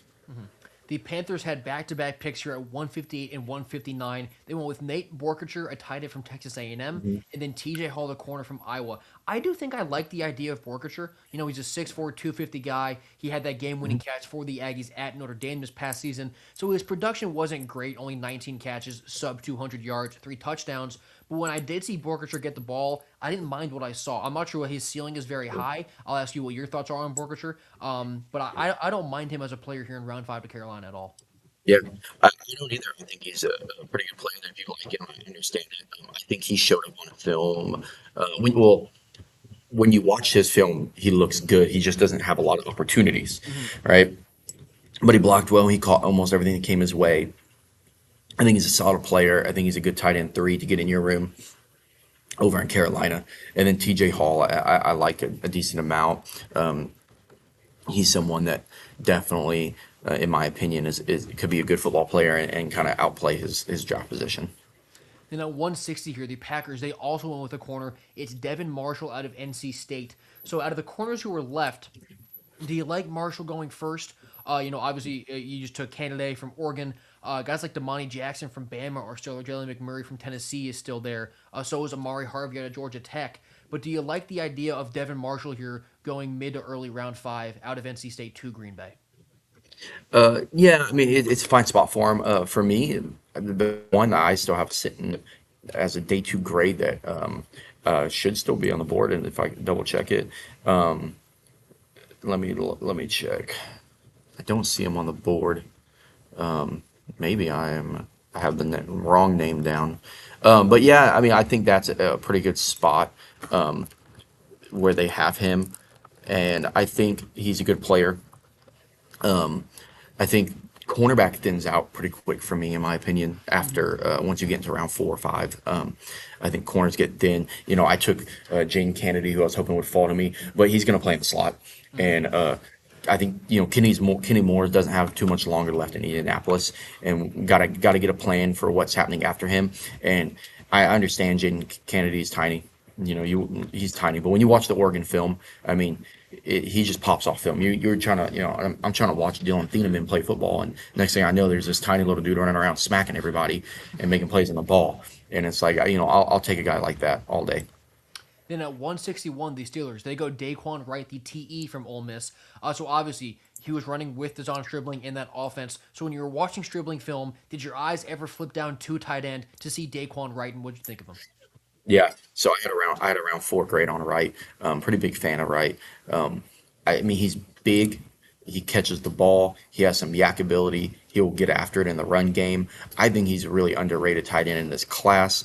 I think he's a guy that can step in and play for you, be your tight end two immediately, maybe get into your tight end, become your tight end one at some point.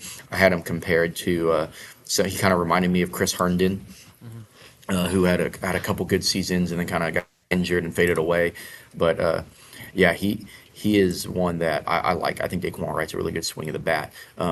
In Pittsburgh, especially if they think, they wonder how much longer they gonna keep having, you know, Darnell Washington. How long is he gonna be around? Which I would assume they plan on keeping him around Hmm. with how unique he is of a player. And then Pat Fryermuth, and are they keep adding to that room? And I know Washington's on the last year of his deal, and but I would think they re-sign him, and Fryermuth's I know signed through the next 3 seasons. But if you can get Daquan in, if you can do what Pat Fryermuth does to an extent, and then you want to go with Wright and Washington, and maybe they trade Fryermuth and get a little bit of capital for him. Hmm. And at 162, their division rival, the Ravens, they went Katron Allen, the running back out of Penn State. So he was obviously the running mate with Nick Singleton, who we've already seen go earlier. Do you agree with Katron Allen below his running mate Nick Singleton? And are you surprised that Allen went here in round 5, or is this where you had him graded out? No, I had about a 4 or 5. Hmm. So Singleton, I think his film this past year was worse, but I understand taking him higher. The ceiling is much higher. He's had some incredible tape when he was younger, so I understand taking Singleton higher. I think K. John Allen kind of fits what Baltimore would need is just if it's something Derrick Henry ever missed a game, he's just another a banger of a back. He kind of reminds me of Joy Cabell, who's just going to kind of go in there and grind a little bit, never be anything incredible, but he's going to be a good player. And I understand that. He's this is about the range I have him going, and every running back I have after him in my rankings have not gone yet, other than Singleton, who's right around the same. Is just if you want to bet on that upside, I understand it. Then at 163, the Vikings took a guy that I really can't quit being being excited about. Harold Perkins Jr., the linebacker from LSU. He looked incredible in his first year as a freshman in Baton Rouge. Then he was battling injuries, and there were some schematic issues where I'm not really sure he was being played in the right spot. But what do you think about Perkins? Is he a high ceiling guy like maybe I think he is, or do you have sort of a lower grade where you think he could be like just a fine linebacker in the NFL? Yeah, so I mean, right now I have a low grade on him. Like I think, well, not a low. I have a 4. So I mean, it's fine. It's appropriate. It's appropriate take because of the talent. I understand. I don't think his film is great, but the natural ability he has is higher than like anyone else. I think he can step in on special teams and immediately be just a monster on special teams. And then if he can learn linebacker a little bit, or maybe honestly make him a situational player, like hey, like a sim pressure blitzer. He's not going to play a lot of traditional linebacker. Mhm. Maybe put him more of the in like kind of that Kieran Crawford role we talked about, and just say, hey, go win with your athleticism on 3rd and long. And we're not going to put you in a situation we don't think you can handle, but his athleticism should allow him to win more often than not in those situations. Yeah, I agree with that. I think you should have to let him be a great player and the great athlete that he is without really confining him to a role that he would have to grow into because you know what he can do already with himself. But at 164, the Jacksonville Jaguars, they go Bishop Fitzgerald, the safety out of USC. So another safety here. We finally saw Jacoby Thomas go. Now the rest of that board is going to be filled out. What do you think of Bishop Fitzgerald? Was he a round 5 guy for you? Yeah, I had him as a pretty late day 3 guy.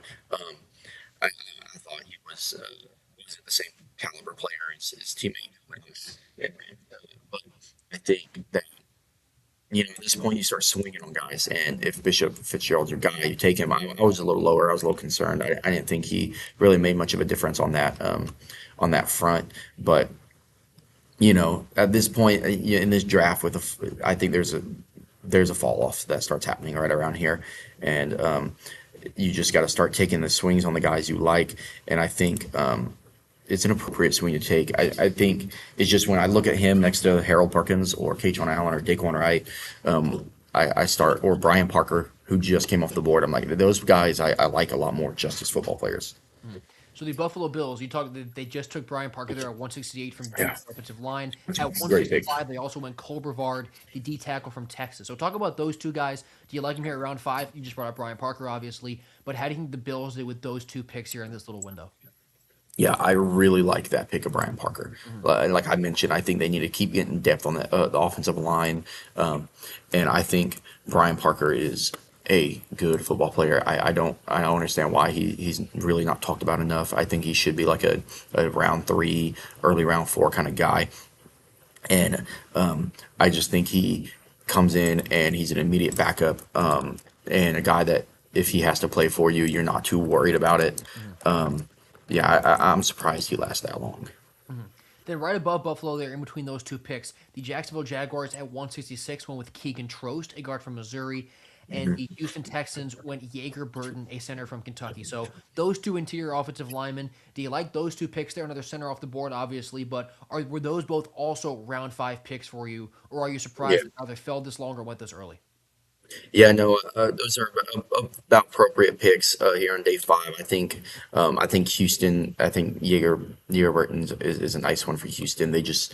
Their offensive line has been so rough the past 2 years, and they think they have something with C.J. Stroud after that rookie year, and then since then it hasn't been the same. But I mean, he also hasn't gotten the protection he needs. Hmm. I mean, he's been beaten and battered, and I think it's a good pick to just keep adding there, keep getting swings of the bat on whoever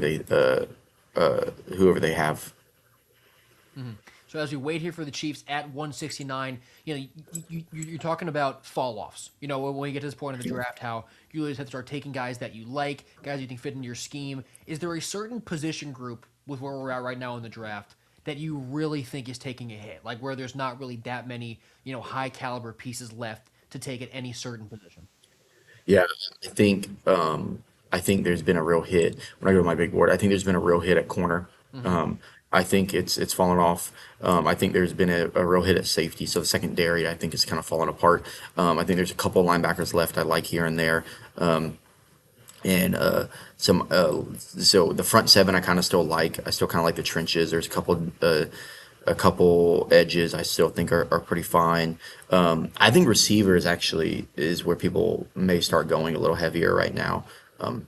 There's some receivers. I think this is the range you start taking some of these other running backs because you know what they're going to be.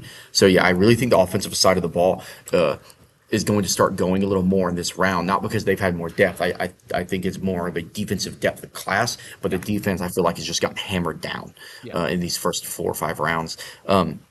But one guy that I'm going to bring up, a corner for me that I actually have a high grade on, and do not hear him talked about. I have a round 3 on him because the physical ability is like is insane in my opinion. Is Takario Davis out of Mhm. Washington. I mean, he came into the combine. He's 6'3" and 7'8", so he's 6'4". And I get he's 195 pounds. He's pretty thin, but he's 6'4". He has a 97-inch wingspan, a 95-inch arm length. He ran a 4.41 40, and he had a pretty solid broad. He was a 54th percentile broad, and I understand his 10-yard split's not great, but I mean it's not going to be. He's 6'4". I mean, he's a gigantic corner, gigantic and long, and he can run in a straight line, and he's explosive. And I'm very stunned he's still around. I Yeah. mean, I think if you're a team that wants like a, a, a cover 3 corner, press and bail, kind of stay over the top corner that can just break down, like break vertically and not have to play so much horizontally. I mean, Takario Davis could be a very good player in my opinion. Hmm. So while we let some more picks fill in, you brought up how you think we're about to get an offense heavy segment here. How about some of these quarterbacks? We still have Cade Klubnik on the board. Carson Beck is still on the board. So is a guy like Cole Payton. Haynes King is still on the board. Maybe even Joey Aguilar, Luke Altmaier, Yeah. Troy Robertson. A lot of names who were good college quarterbacks this past season. So out of those guys I just named, or some other ones on the list that maybe you like more, do we see one go here soon, or do you think that we're going to have to wait a little bit longer for quarterbacks and maybe round 6 and 7? Yeah, I think we're gonna wait. I don't think people believe in this class. Yeah. These lower end guys, which I mean, completely understandable. Hmm. Uh, is you said Kate Klubnik is not gone? I don't think he has. I can double check right now, but I don't think he's Okay, gone yet. because he's a guy I think would. Yeah, I don't think he's gone either. Hmm. I could yeah, he's a guy that I understand people wanting to buy in a little bit. I think we know what he is. I mean, he kept being the same player at Clemson, Hmm. and I mean, yeah, I think we know what he is, but someone's going to take the swing, and I'm not going to blame him for it. I'm trying to see what's going on. There it is. I got pick 214. Yeah, so when I look at the quarterback class, though, I mean, I differ a lot. I mean, I, the quarterback that I feel like is just like kind of brushed to the side. Like people talk about him and they're like, oh yeah, yeah, he's a big guy and he can throw the ball a little bit, and then they just kind of move on. Is Sawyer Robertson out of Yeah. Baylor? Um, I'm like I think he should go day 2 for what he can do for his physical ability. I think it's like for me after Mendoza, it's like Ty Simpson and Sawyer Robertson, and, as the guys that you would take as your guy that you want to sit for a year or two. And people will point out and say, well, Sawyer Robertson, he's an older player. He shouldn't have to develop. It's like, yes, he's an older player, but he also has only started for 2 years. He only started his last 2 years of college when he got over to Baylor. He whatever was going on at Mississippi State, I guess he just didn't fit in there, or what it was. I guess he was. I think he was a Mike Leach commit. So with that, with everything that went on there, he went over to Baylor. But you look at what he's done, and he goes over to Baylor and he throws for 3,600 yards as a senior with 31 touchdowns, and he gets a 60% completion percentage. And I don't think he had any like crazy weapons. I mean, I'm not real high on Josh Cameron. I think Michael Triggs helped him a lot. I think Michael Trigg helped him in the vertical game. But I mean, Sawyer Robertson's big. he's a big quarterback. He has a good arm. It's not like a giant arm. It's not. But it's a good arm. I mean, he's 6'4". He's 215. He ran a 4.6 40, which I think people would maybe be surprised about. But he can run. I mean, when he gets going, he can really go. And when I was trying to figure out who I kind of thought about. I think the chances are, because when I look at my quarterbacks, I like to think about, okay, well, who if they the chance, like, what's the best chance of them being like somebody? And the guy I think he was most comparable to was like a Nick Foles type, Hmm. um, who's like a higher. I think he'd be a higher end backup that could step in and play for you and maybe make some plays here and there.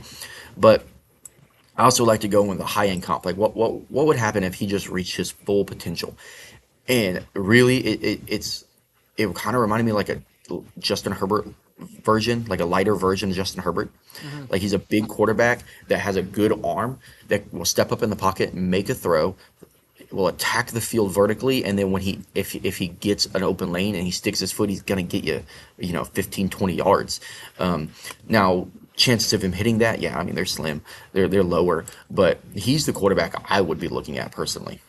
Yeah, and what you're talking about with Sawyer and his leg is like being kind of slept on. I remember, I mean, the first game of the year against Auburn, I thought I mean, he ran the ball really, really well. He got sacked a few times, but I mean, he really is a great scrambler, and you saw that happen a lot more when you really did dive in to Yeah. his game tape. But we have some picture coming in at 169. The Chiefs they go with Damon Claiborne, a running back from Wake Forest. Another running back coming off. You said we're gonna get some more offense. We get it immediately. What do you think of Claiborne? They're coming out of Wake. Yeah, he's a nice little speed back. He's an interesting pick for the Chiefs. They always seem to take these little running backs like this, and then they may work out, they may not. Last year they took Brashard Smith, which I thought was a really good pick for them, and then he didn't play a whole lot. But they've had that prototype work for them before with Jerick McKinnon, who was a nice little piece for them when they made those Super Bowl runs. Mhm. So I like the pick. Maybe they just don't believe. Maybe Brashard Smith's just not working out, and so they go to Demond Claiborne and hope he can fit that role. Then at 170 from Denver, we get another A&M defender from that great unit that we've talked about, Albert Regis on the interior Yeah. of the defensive line. So obviously on that D line, you have a guy like Cassius Howell outside. You move in, now you have Albert Regis going in round five. What do you like about him? Yeah, I mean, I like Regis. He plugs in, he gets the job done. He's not going to be super fancy, but he's going to be a good player. You add him in on that defensive front that already has like Malcolm Roach, Zach Allen. I think he can kind of plug in at one of those the DN spot, really opposite of Zach Allen, and play some four tech, five tech, and be real disruptive, and just maul people, demand double teams in the run game, which is going to free up your linebackers who guys like Stranad and Singleton, I think, need to be freed up, Mhm. to just kind of move. I don't think you want them working through the mess. And then you have Benito and Cooper, and then you said Cassius Howell just screaming off the edge. I think it's a nice pick. Mhm. Then at 171, we saw the Chargers go with Aaron Anderson, the speedy receiver from LSU. Now, he is a playmaker. He is unbelievable with the ball in his hands, but he is every inch of 5'8". So does that concern you at all? Even though it is what his play style is, just being small, sneaking around, great run after the catch. But does being only 5'8", 188 right now, how much does that concern you when it comes to how he wants to Yeah. play? So actually, I'm a day two grade on Aaron Anderson. I love Aaron Anderson. Mhm. I watch his tape. I'm like, other than being smaller, what am I missing? Because yes, he's smaller, but he does not play like it. Yeah. I mean, he will run through contact. He will try and run a corner over. He bounces off of guys. He's kind of almost like a bowling ball type, Mhm. but he can fly. I don't really understand why he's fallen. Some people have concerns with his hands. I think that's just concentration drops. Mhm. I think he has fairly good hands overall. I think he's a really good player, and I really like Aaron Anderson. I mean, my thing with Aaron Anderson was really the way I looked at it was he's like, which it's funny to say this. Makai Lemon's not big, right? Makai Lemon's like 5'11". He's like pocket Aaron. He's like a pocket Makai Lemon. Mhm. He's just a smaller version, which yeah, I really like Aaron Anderson. I think that's a really good pick, and when I think about the way he's going to fit in there at LA. I mean, if he starts working underneath, because Lad McConkey kind of runs everything. Trey Harris is a deep ball guy. If you can just get Aaron Anderson in here and there, run some fly sweeps to him, little bubbles, drags, crossers, he'll catch stuff on the sideline. He fights through contact. I like that pick a lot. Yeah, I mean, this past year with Anderson, I thought he was going to absolutely explode. I thought the whole LSU offense would, but then as a whole, the unit was down. Anderson was banged up, so we only had 33 catches, didn't score. But you go back to last year, 61 grabs, 884 yards, 5 touchdowns. That's the kind of player that Aaron Anderson is. I'm really high on him as well. Then at 172 here, the Saints, they went with Febechi Nwayu, the guard from Oklahoma. Do you like Nwayu at all? Are there other offensive guards here that you think would have fit in better, or is this a pretty good spot here for Febechi to go out? No, I think it's a pretty good spot for him. When I look at guards, I like more that are still there. Let me look. Trost is gone. Is Coogan went, right? I believe he did. Actually, now that you say that, maybe he didn't. Yes, I don't know if he did. Let me look. Interior offensive line. I think he's still there. Wow. Yeah, that if he's still there, I mean that's a fall that I'm a little surprised about. I like Yeah. Pat Coogan a good bit. I think he should definitely have gone in round four, if not earlier. I think he's a really smart player, really good player. And at 173 here and 174, the Ravens had back-to-back picks. At 174, we get our very first special teamer. It's Brett Thorson, the punter from Georgia. But then at 173, they went with Thaddeus Dixon, the corner from UNC. When you were watching Dixon tape, you talked about how the corner room kind of bottoms out here. There's not really that many great Yeah. prospects. But what's your ceiling for Dixon? Can he be a good player? Can he be a decent depth piece there in Baltimore? Yeah, I mean, he has the physical ability to do it. And Baltimore's been pretty good at developing secondary. So I mean, I understand it's a good swing. I think again, I have Takario Davis really high, that's where I'd go. But it's another a different kind of guy. He's 6'1", 190. He jumped out the gym. I understand the pick. A good player to develop that just needs to work on technique and he could be a good player for you. Then at 175, the Raiders, they also went in the secondary. They go with Robert Spears Jennings, a safety out of Oklahoma. So we talked about how good that A&M unit was. I love the Oklahoma unit too on defense this past season. You get Brett Venables coaching it, so I trust the development of those guys. What do you think of Spears Jennings? I actually do think that maybe R. Mason Thomas hasn't gone yet either. Maybe he has, but No, just he went. he went. Okay, good. Yeah, Because I was I say think if he's still Houston. I there, think Houston. I Houston. think Okay, I but yeah. think So, he went so to what do you Houston. think of Spears Jennings here as another Sooner off the board here on defense? Yeah, I mean, again, just like the last pick, very talented guy. I mean, he's Mhm. 6'2", 205, 4.32. A pick I like. I mean, you get him rolling on the back end. The Raiders need to take swings like this. They need to take swings on a guy who could be Mhm. better than people expect, especially these athletic guys. I like him a lot. Worst case scenario, you got a freak athlete running downfield on special teams, but I like him. That's a good pick. Mhm.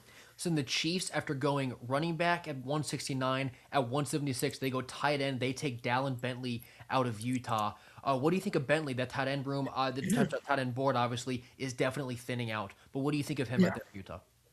I like Bentley. Yeah, I think he's a solid player. I don't think he's ever going to be some kind of crazy playmaker, but I mean, he was a solid player for Utah. He will be. He does what he needs to do. I just he's limited, but I like him. I think people don't talk about him enough. I think he's along the lines of like a Joe Royer type. Um, he's got the size. He's shown a little bit more athletic ability, I think, than people expected. He he verticaled and jumped. He jumped well at the combine. He ran a pretty good 40 actually. I think he's a good player. I think he could be better than people expect. Mhm. Then at 177 here, the Cowboys draft one of the largest people I've ever seen in my life, Markel Bell, the O tackle from Miami. He measures in at 6'9", 340 pounds. So you're getting a combination of absurd size with an offensive lineman that was developed by Mario Cristobal.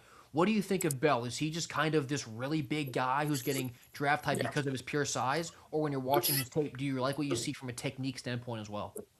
Yeah. I think if he was in just humans, that's come to I think he would maybe drafted. But then again, there's the thing, you can't teach the size. You Hmm. can't make somebody big. They are big, and he's 6'9", 350, giant wingspan, giant arm length. So I mean, you get him in Detroit or in Dallas, where he can be coached up a little bit. And like, I completely understand the pick. I think his tape is rough. I think for as big as he is, he doesn't anchor well enough. Hmm. But how many times do you see a guy with this size coming out of the draft that is that has little has some experience, and yeah, I think it's an interesting pick. I understand it. You're taking a swing on a guy that if it works out, he could be a really good player. Yeah, I If it agree doesn't with work you. out, yeah. Yeah, because when you get to this part of the draft, like, and you see a literal alien on your on the draft board, it is worth taking Mm, that shot because, like you said, yeah. maybe the technique isn't all the way there. He's not super fluid, but he, like you said, he does have the potential. Mhm. Yeah. Unbelievable tackle if he does come together given his size. Yeah. And Good. the way I've kind of what I've changed about my process on late day picks is I used to be a guy that, like, oh, well, I would use work, you look at these guys and later in the draft and you're like, well, this guy, he can't do this. Well, he can't do that. And I've kind of come around to the opposite where I'm like, I'm looking for outliers at this point. Hmm. Like I'm looking for the outlier, the guy who has something that could make him elite. Hmm. But yeah, the rest may be weak, but that's okay because I'm not going to find an all around really good player. I'm in round five. I'm in round six. Right. So then here, moving on, we have at pick 178 from the Eagles, Tyler Onyedem, another interior D lineman from A&M. So we see two of those guys go here in just a couple of picks. But what do you think about Onyedem compared to Albert Regis, who just went before him? Do you like one better than the other, or are they pretty similar prospects? Yeah, I like Regis a little bit more than Onyedem, but still a good player that should go around in this range. I think Regis should have gone a little higher, but I like this pick. Onyedem is a good player. He immediately goes into that Eagles rotation on the interior, and he's going to be just fine over there. Mhm. Then at 179, the Titans, they bolster up the offense even more for Cam Ward. They go with Tanner Kojal, the tight end out of Houston. Now, if you're a college football fan, you've heard this name a good bit because Kojal was a great producer. He was a good player down there in Houston. So now moving Hmm. up to Nashville, to Tennessee, how do you think his game translates? Can he be an immediate start, not a starter, immediate impact guy maybe for Tennessee, getting in some certain packages, or do you think he's more of a lower ceiling, have to work his way up kind of player? No, I think he's a guy that if you like those slot tight end types, those guys that are more of a receiving threat, but he offers a little bit in the run game. I think he's a pretty good player. I know there's some people that are really high on him. A lot of his metrics are super high. I like him though. I think he's a good receiver. I think he works down the field well. I think he's a good pick for Tennessee, and I have him around this range. I kind of reminded me of like a Gavin Escobar type player. Who was a guy who made a living in the NFL for a while and made some impact in the red zone. Just offered some good hands, good receiving ability. Mhm. Then at 180, the Cowboys went with who would be a UDFA, UR Bernard, a D tackle out of Yeah. Nigeria. That pick looks like it might be being protested right now by the admin, so I'll wait to see what happens with that. But at 181, the Detroit Lions, they go Seth McGowan, a running back out of Kentucky. I saw him in Mobile again. He's another guy who was there. I liked what I saw, and obviously, it was he's a very good runner, and he's not that bad as a receiver either. I didn't mind his tape at all at Kentucky, but when you dug into him a little bit more, what did you like? Maybe what did you not like about McGowan? And does he make sense here as the final pick in round five to Detroit? Yeah, so McGowan is actually really high on my board. Hmm. So I've been on McGowan for whew, man, heck, 2 years now. I mean, I first caught wind of him, uh, man, two years ago before he left New Mexico State. I was just kind of deep diving through some backs, and I don't even remember. I think I was watching some Oklahoma film or something from like his freshman year, not even watching him, and I just saw this running back. I can't remember who it was. It was I was just watching some 2020 Oklahoma film. I don't know why, and I just saw this running back pop up who was just like, I guess it was the one game he played a lot, and he just had some absolute burners of plays. And I was like, man, who is this guy? I looked him up, and then I saw that he was going to play at New Mexico State, and so then I kind of paid attention to New Mexico State, and he played well there. He wasn't the main guy; he was there with Mike Washington, and they split the carries. And then he transfers into Kentucky. They both leave New Mexico State. He goes to Kentucky. He splits carries there. Kentucky's offense was terrible, in my opinion. I think it was absolutely atrocious. I think that offensive line, other than a couple guys like I think Farmer and I think he was good, but other than that, I think it was pretty rough. I like Seth McGowan. I think he offers a lot more on the table. He's an older prospect, very old, he has a background, but from everything I've seen from other people, they've reported that teams feel comfortable with his background. And yes, he's older, but he's not even had 400 carries on his career. He doesn't have a lot, he has a lot of tread left on the tires. He tested well at the combine. Which was what's funny is other than his old teammate Mike Washington going crazy at the combine, McGowan actually went pretty crazy. Came in at 6 foot 220. He brought it in the 97th percentile, verticaled out the gym, ran a 4.4. His 20-yard shuttle is not great. He's not a change of direction kind of back. He's a get the ball, stick a foot, explode, and run like a madman. I've seen people comp him to like Isaiah Pacheco because of how they run. They're both explosive. McGowan is real quick feet, runs real violent. I think McGowan has better vision than Pacheco, and I think you get him in as a rotational early down guy. I think he can be a good player for you.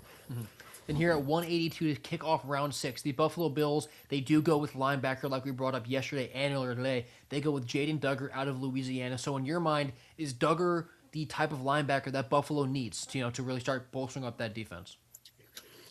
Yeah, I mean, I think I don't think he's going to make a giant impact on the defense. Yeah. I think I think he's going to add some depth.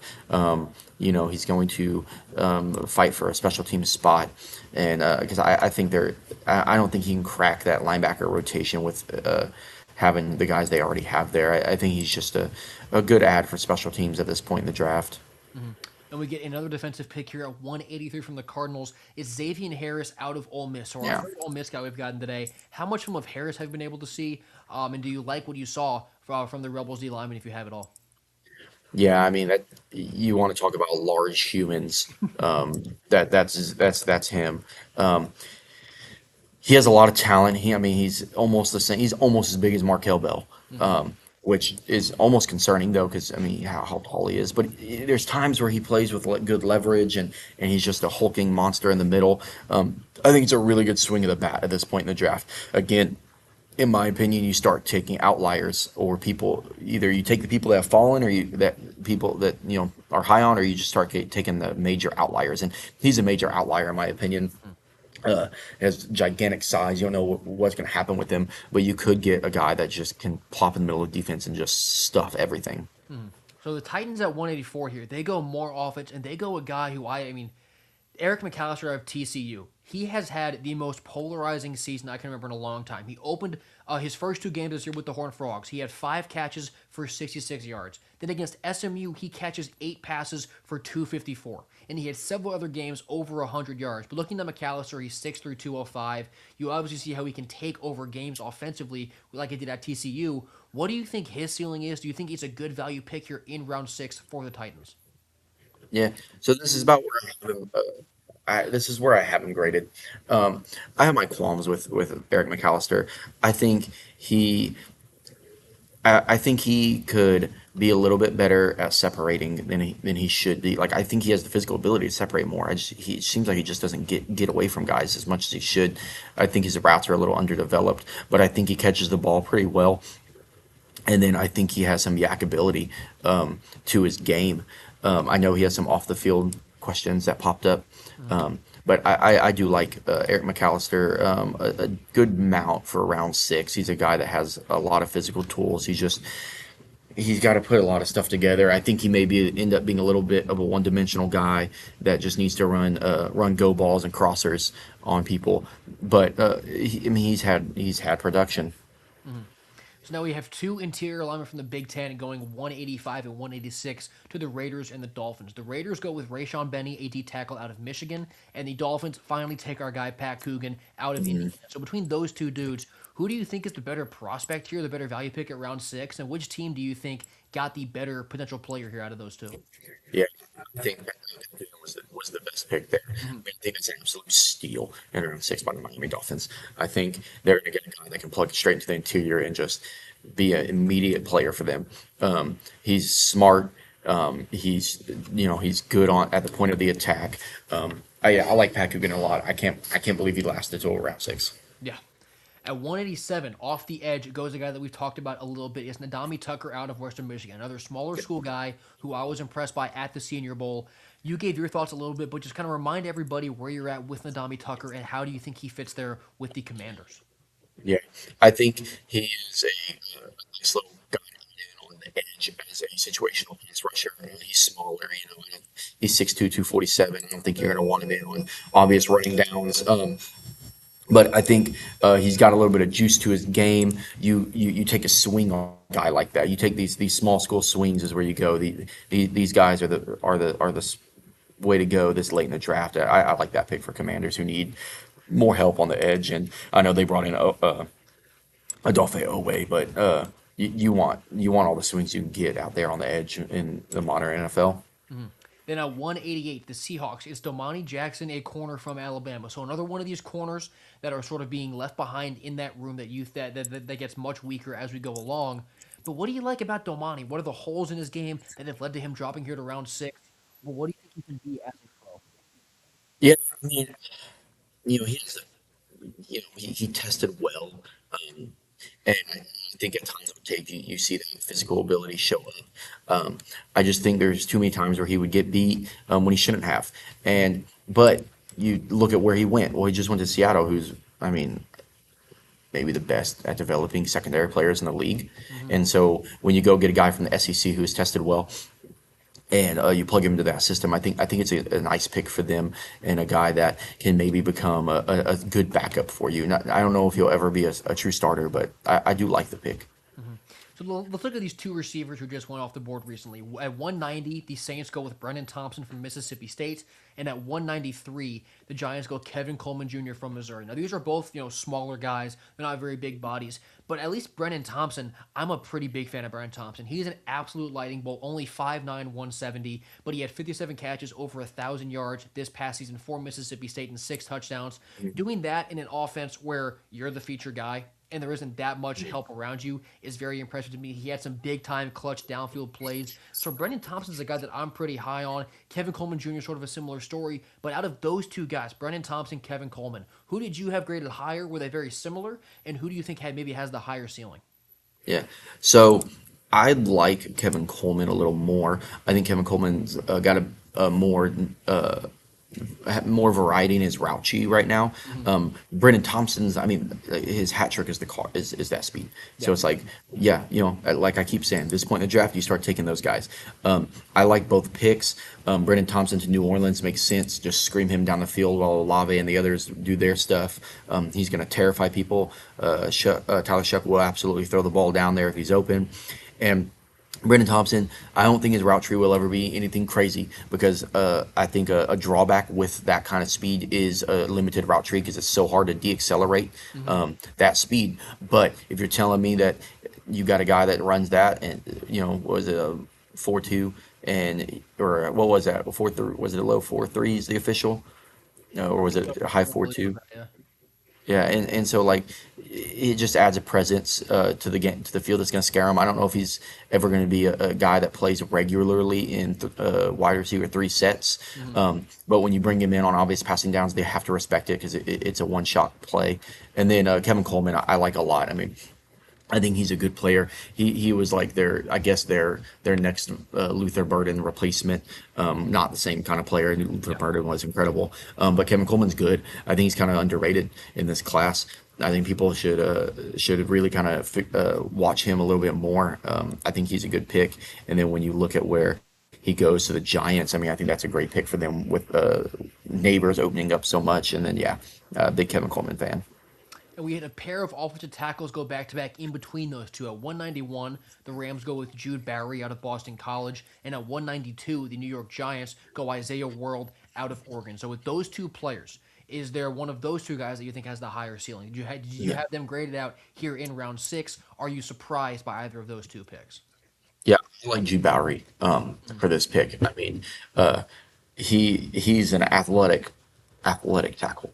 I mean, you plug him in there and you give him a year or two to learn under Illuminor, who, I think he's a good person to learn under because when he got in the NFL, he struggled at first, and he's grown as a player, so he knows what it takes to get better.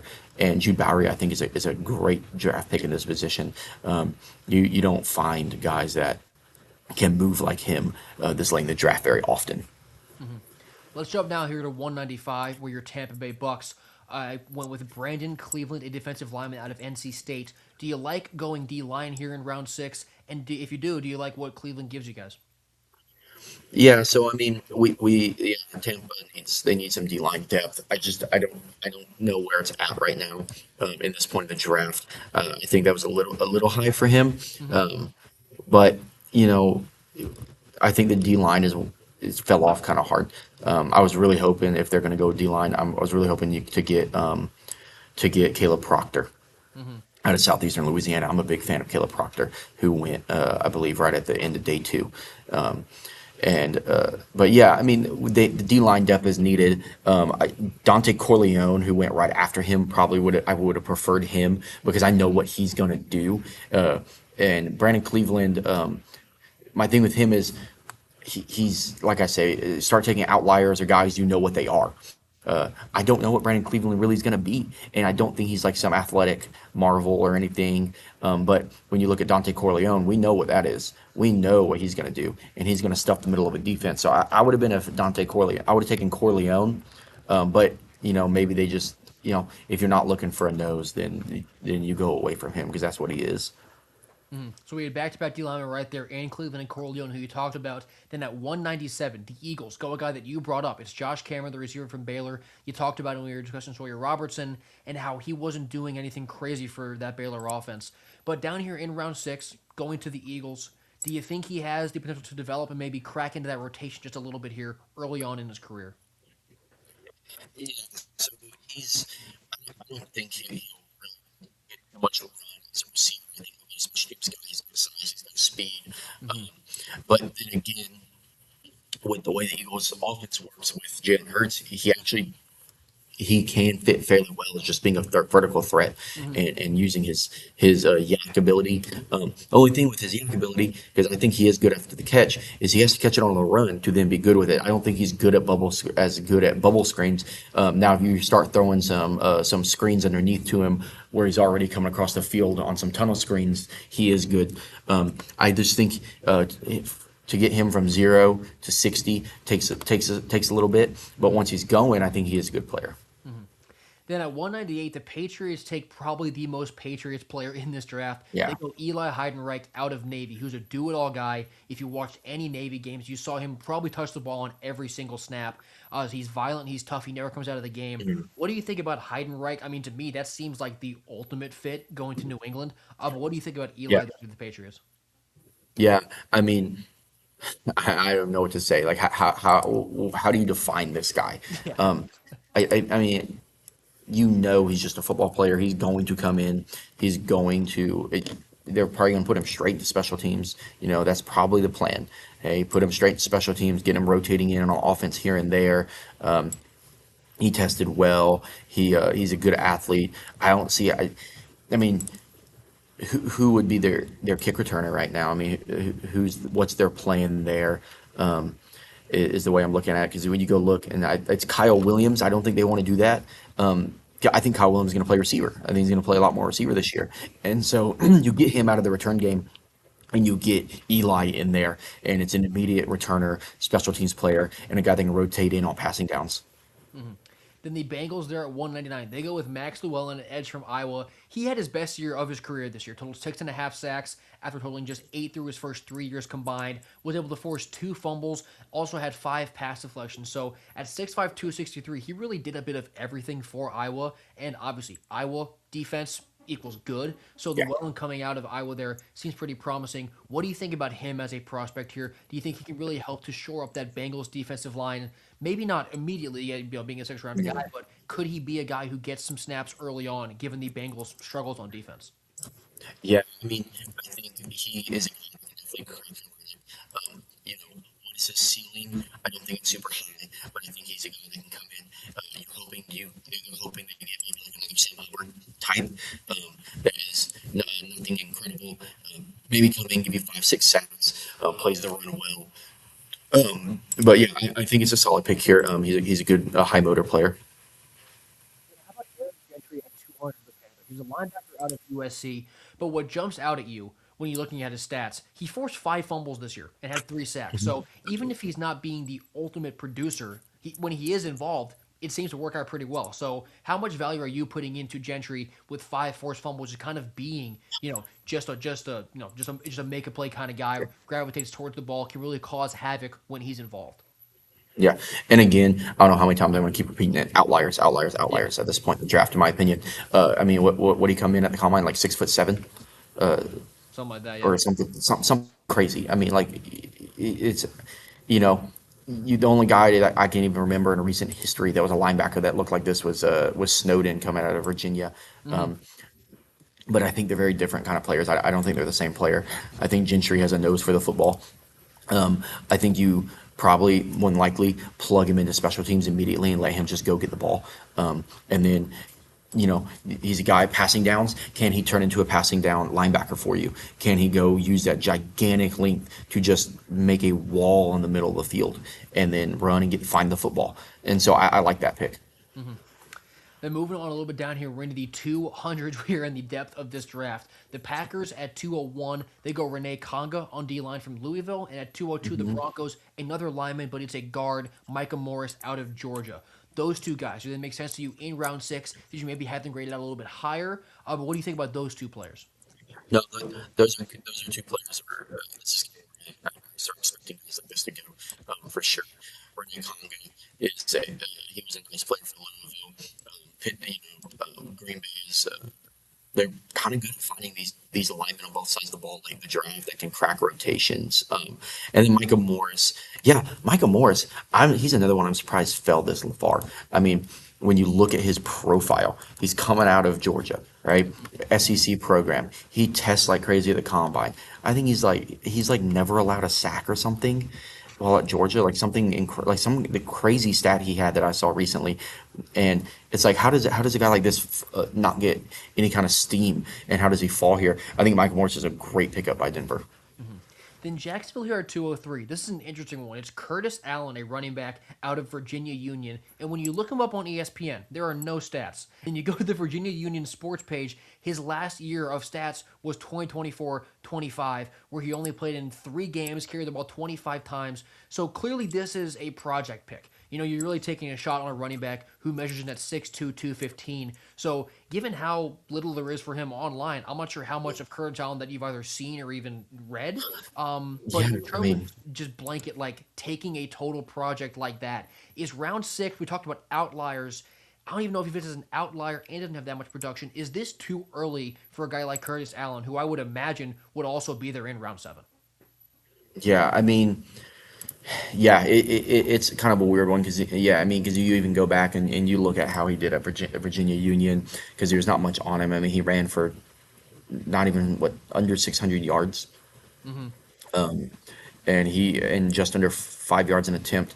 I think is definitely someone I would have waited on. I think there's other running backs that you can take that are still left that are higher up on the board. Definitely for me, there's some guys that I think like a Noah Whittington is one that most people would like. I'm a little higher on some others. I guess it depends on what you're looking for. But yeah, I'm not high on that pick.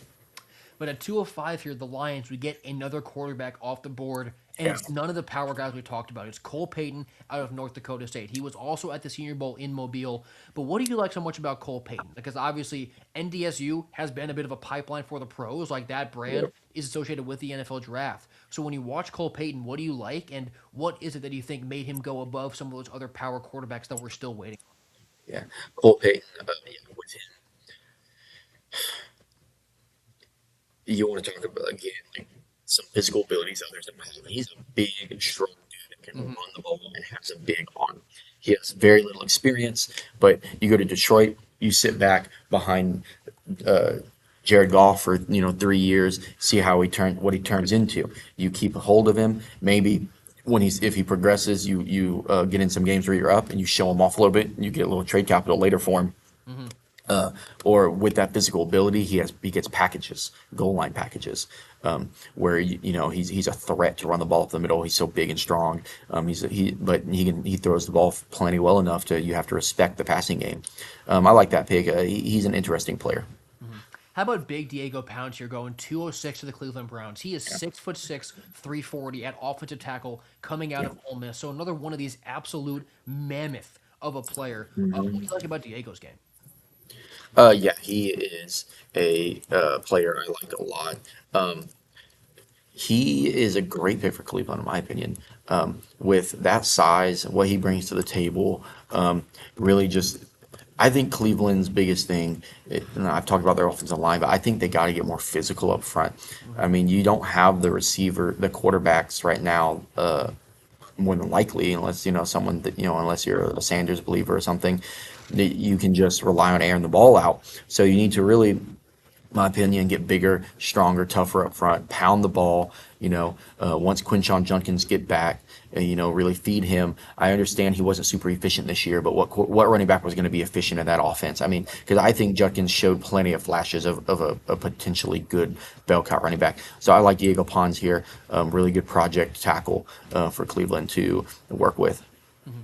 So in the Patriots here at 207, they go a guy who's actually pretty intriguing to me. It's Kendrick Law out of Kentucky at receiver. So he was Yeah. at Alabama for the first 3 years of his career, only caught 33 passes for a little over 300 yards. He comes to Kentucky as a senior, as one of their featured guys, catches 53 balls for 540 yards and 3 scores. He's 6 foot 205, so not really a physical anomaly or anything. But he can also run the ball a little bit. He had 8 carries for Kentucky this past season. When you look at Kendrick Law, you look at how he gets used in different ways, versatile ways. What do you like about him, and do you think he's a value pick here in round 6? Yeah, I do. I think he is very much not a prototypical receiver. I would never put him in a normal receiver role and say, go run me every route in the tree. He is, yeah, he's a guy you want to get the ball to quick, let him run, let him go, probably a punt returner, kick returner type. He'll have to fight with probably Eli Heidrich in the return game. But it's another weapon. It's a guy, what do you do if the Patriots come out there and they got Eli on the field and Kendrick Law on the field and Kyle Williams on the field, and you're like, okay, well now I have I don't know what to expect. Like I know what they can do, but there's speed and versatility all around. So yeah, I think it's a nice little wrinkle to add to that offense. Hmm. So we're waiting for the Raiders pick here at 208, but a little bit above, a guy that we actually skipped over was Cole Wisniewski, the safety from Texas Tech. Talk to me just a little bit about what you like about his game. Obviously, being a round 6 guy, is there value there? Do you think that he can be a year one contributor there in the pros? Yeah, I like Cole Whiskey a good bit. I'm surprised he fell this far. I think he can be a pretty not dominant player, but like a guy that can crack that rotation, Hmm. play some special teams for you, smart player. Yeah, New England's making some nice picks here in the later rounds of guys that they're gonna find a role somewhere. They're guys they're just too good at football to not have a role somewhere on the football field. Hmm. So we're still here waiting on the Raiders pick, but going through what they've done so far in this draft, they obviously went quarterback in the first round, and they've addressed running back, a wide receiver. And I was about to say they haven't done anything on the offensive line yet, and there it is with Kobe Yeah. Baines, the guard out of Kansas. So talking about Baines coming from Kansas, not one of these higher ranked guards by any means really in this draft class, but looking at Baines, do you think he profiles as a guy who can maybe get on that offensive line early? What do you like? What do you not like? Yeah, I think he's solid. I think he's a guy that can come in and be a backup to him immediately.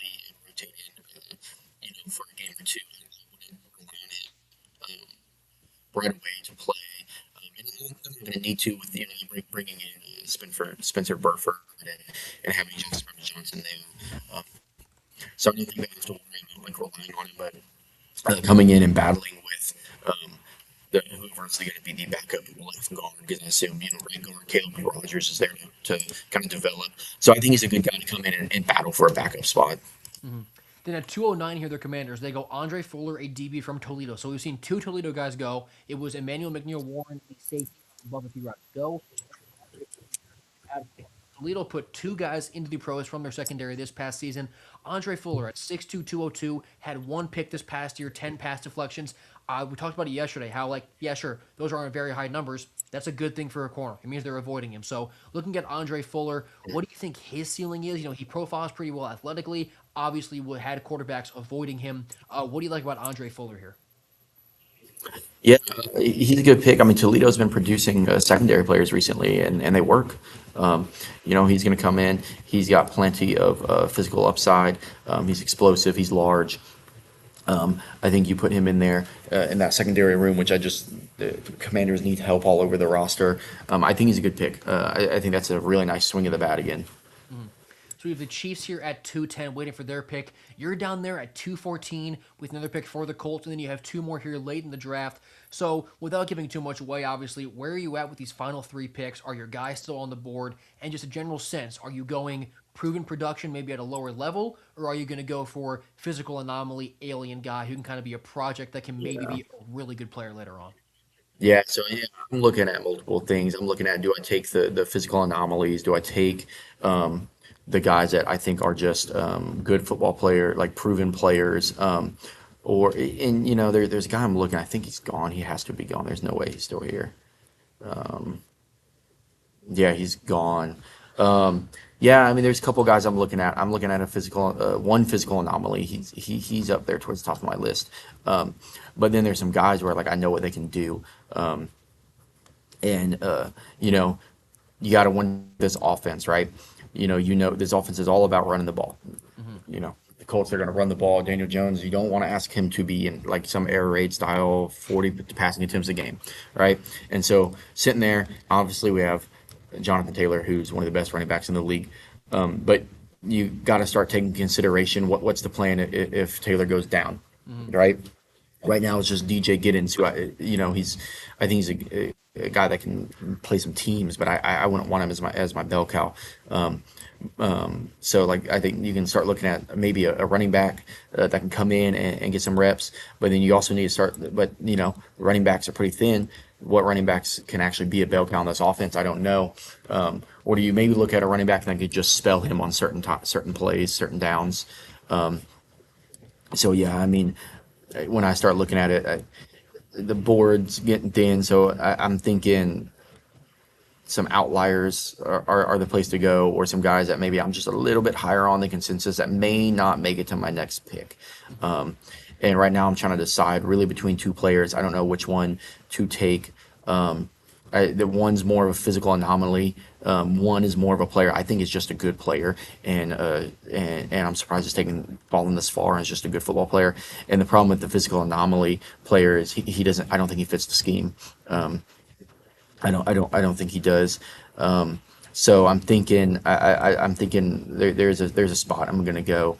I'm surprised he's still here. There's some guys in that position that's going ahead of him. Yeah, so physical anomaly speaking, I brought his name up earlier, and that was Tacario Davis. I mean, the guy's, I mean, you want to pull up a spider chart that's kind of crazy, mock draftable. I mean, you go pull up his, and it's just crazy length, right? I mean, the only people that compare to him are like his teammate who went earlier in Price Hawk. But I like him more than Price Hawk. And then he starts looking at guys like Cam Hart, who's had success in the leagues, Joshua Williams, who's been successful, right? Problem is, I don't think Tacario Davis is best in man coverage, because I don't want to make him start flipping his hips and go. I think he's a very streamlined athlete. So picking him right here in a defense, which I wonder how much man we're going to run, but we also do run a lot of quarters, and having him back on quarters is nice too. So it's kind of a situation of I'm kind of wondering where he goes, where and the other guy I like who's not a physical threat or not a physical freak, but is a good football player, and I got to decide which one I want to go with. Yeah, so 210 through 213. They picked quickly there, so you are quickly on the clock. I'll sit back and let you make this pick, and then we'll break Yeah, down who you take and those four guys ahead of you, behind you. yeah. I'm gonna go ahead and take Decario, um, because the physical ability. I understand he may not be a perfect match. The physical ability is kind of off the charts, in my opinion.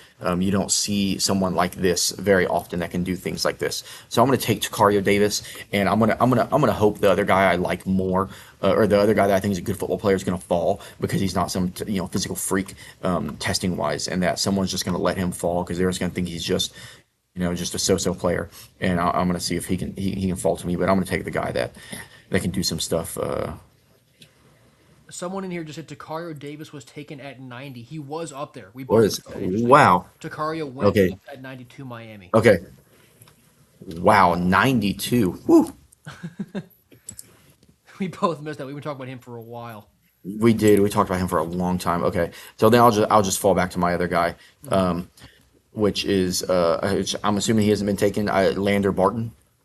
Lander Barton, I believe, is still up there. I think this guy plays football.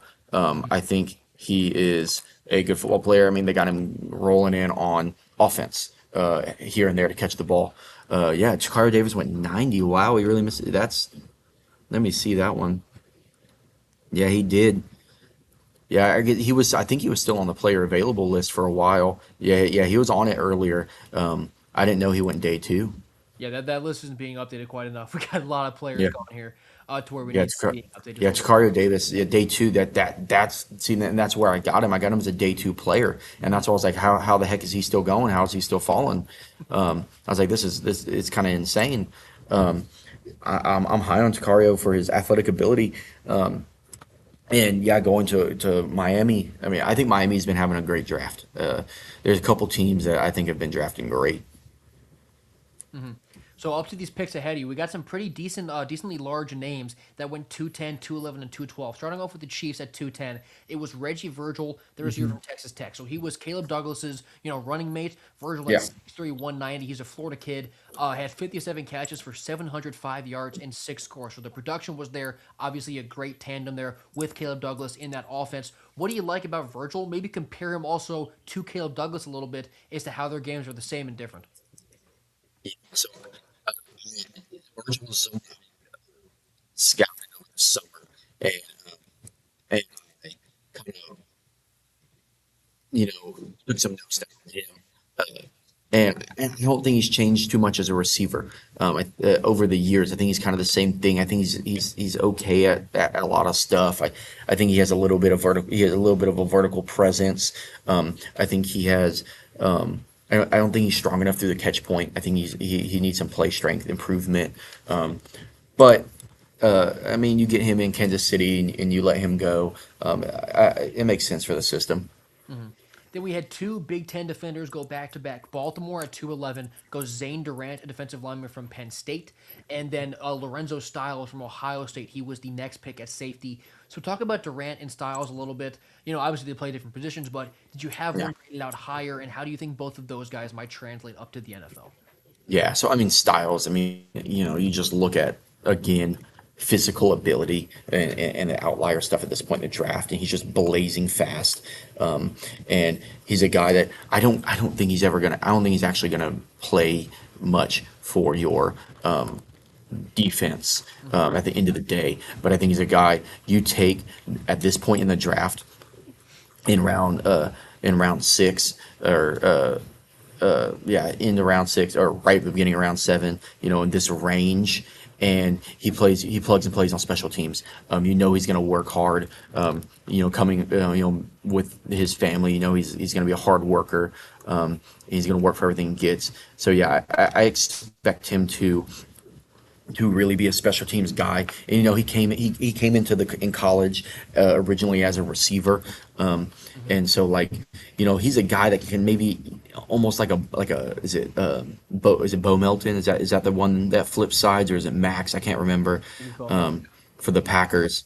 I think it's Bo. Someone like Bo Melton. I mean, it reminds me so much of him. A guy that can play teams, a guy that can offer a lot of speed, and then he's played both sides of the ball for Green Bay. And so yeah, I think Styles is kind of like that. It's a guy you like on the back end of your roster that just can hang around. Then at 216, the Steelers take another Missouri player as their second today, a Toriano Pride Jr., a corner from the Tigers. So he was pretty productive, had 2 picks, 4 pass deflections, 5'11", 188. So he isn't the biggest guy, but the production is still there. When you're looking at Pride, how much does that size? I mean, he's not minuscule, obviously bigger than a guy like Diego Pons, but he's not the biggest corner, does have some good production. What do you think about Toriano Pride there at the end of round Yeah. 6? No, I like him a good bit because again, he has production. He plays hard. Uh, he um, he's smaller, yes, and that's why he's falling. But I like him as a football player. Getting a guy that plays like that in later in the draft that is going to get production, break on the ball, be up in people's faces when they got it. I like that draft pick a lot, especially when you think about him in Pittsburgh. He just really fits that Pittsburgh mentality. And then to begin round 7, the Cardinals go with Jeff Caldwell out of Cincinnati at receiver. Now, this is one of those anomalies we were talking about. He's 6'5", 215 as a senior. Only had Yeah, 32 catches, 6 scores this past season, so not ultra productive. But in 2024, guy had 1,000 yards. So he has shown that he does yeah, have that, big time durability, constant production. But just being 6'5", 215, and we're now into the final round of the draft. I mean, this pick makes sense here, doesn't it? yeah, yeah, exactly. Am I the biggest fan um, of him, like Jeff Caldwell? No, I don't. I'm not. But I mean, how many times do you see? How often are you going to be able to see an athlete like this with this size and this physical ability? I mean, he's up there, spider chartered. I'm pretty sure like Calvin Johnson. You don't see that often. You're in round 7. You take that swing. You take it. If it hits, it hits. It doesn't, it doesn't. It's a 7th round pick. So yeah, I think that's a really good pick. And then a little bit down the line here, we're getting some defenders coming in. Sayer Wright, the corner from Nebraska, goes 218 to San Fran, and Jimmy Rolder from Michigan at linebacker goes 219 to the Raiders. So San Fran, Yeah. they've been drafting really well. We both like their picks. Do you like Sayer Wright there, the corner from Nebraska? Obviously, a round 7 pick, bit of a project. But what do you think about Yeah. Wright coming out of Nebraska?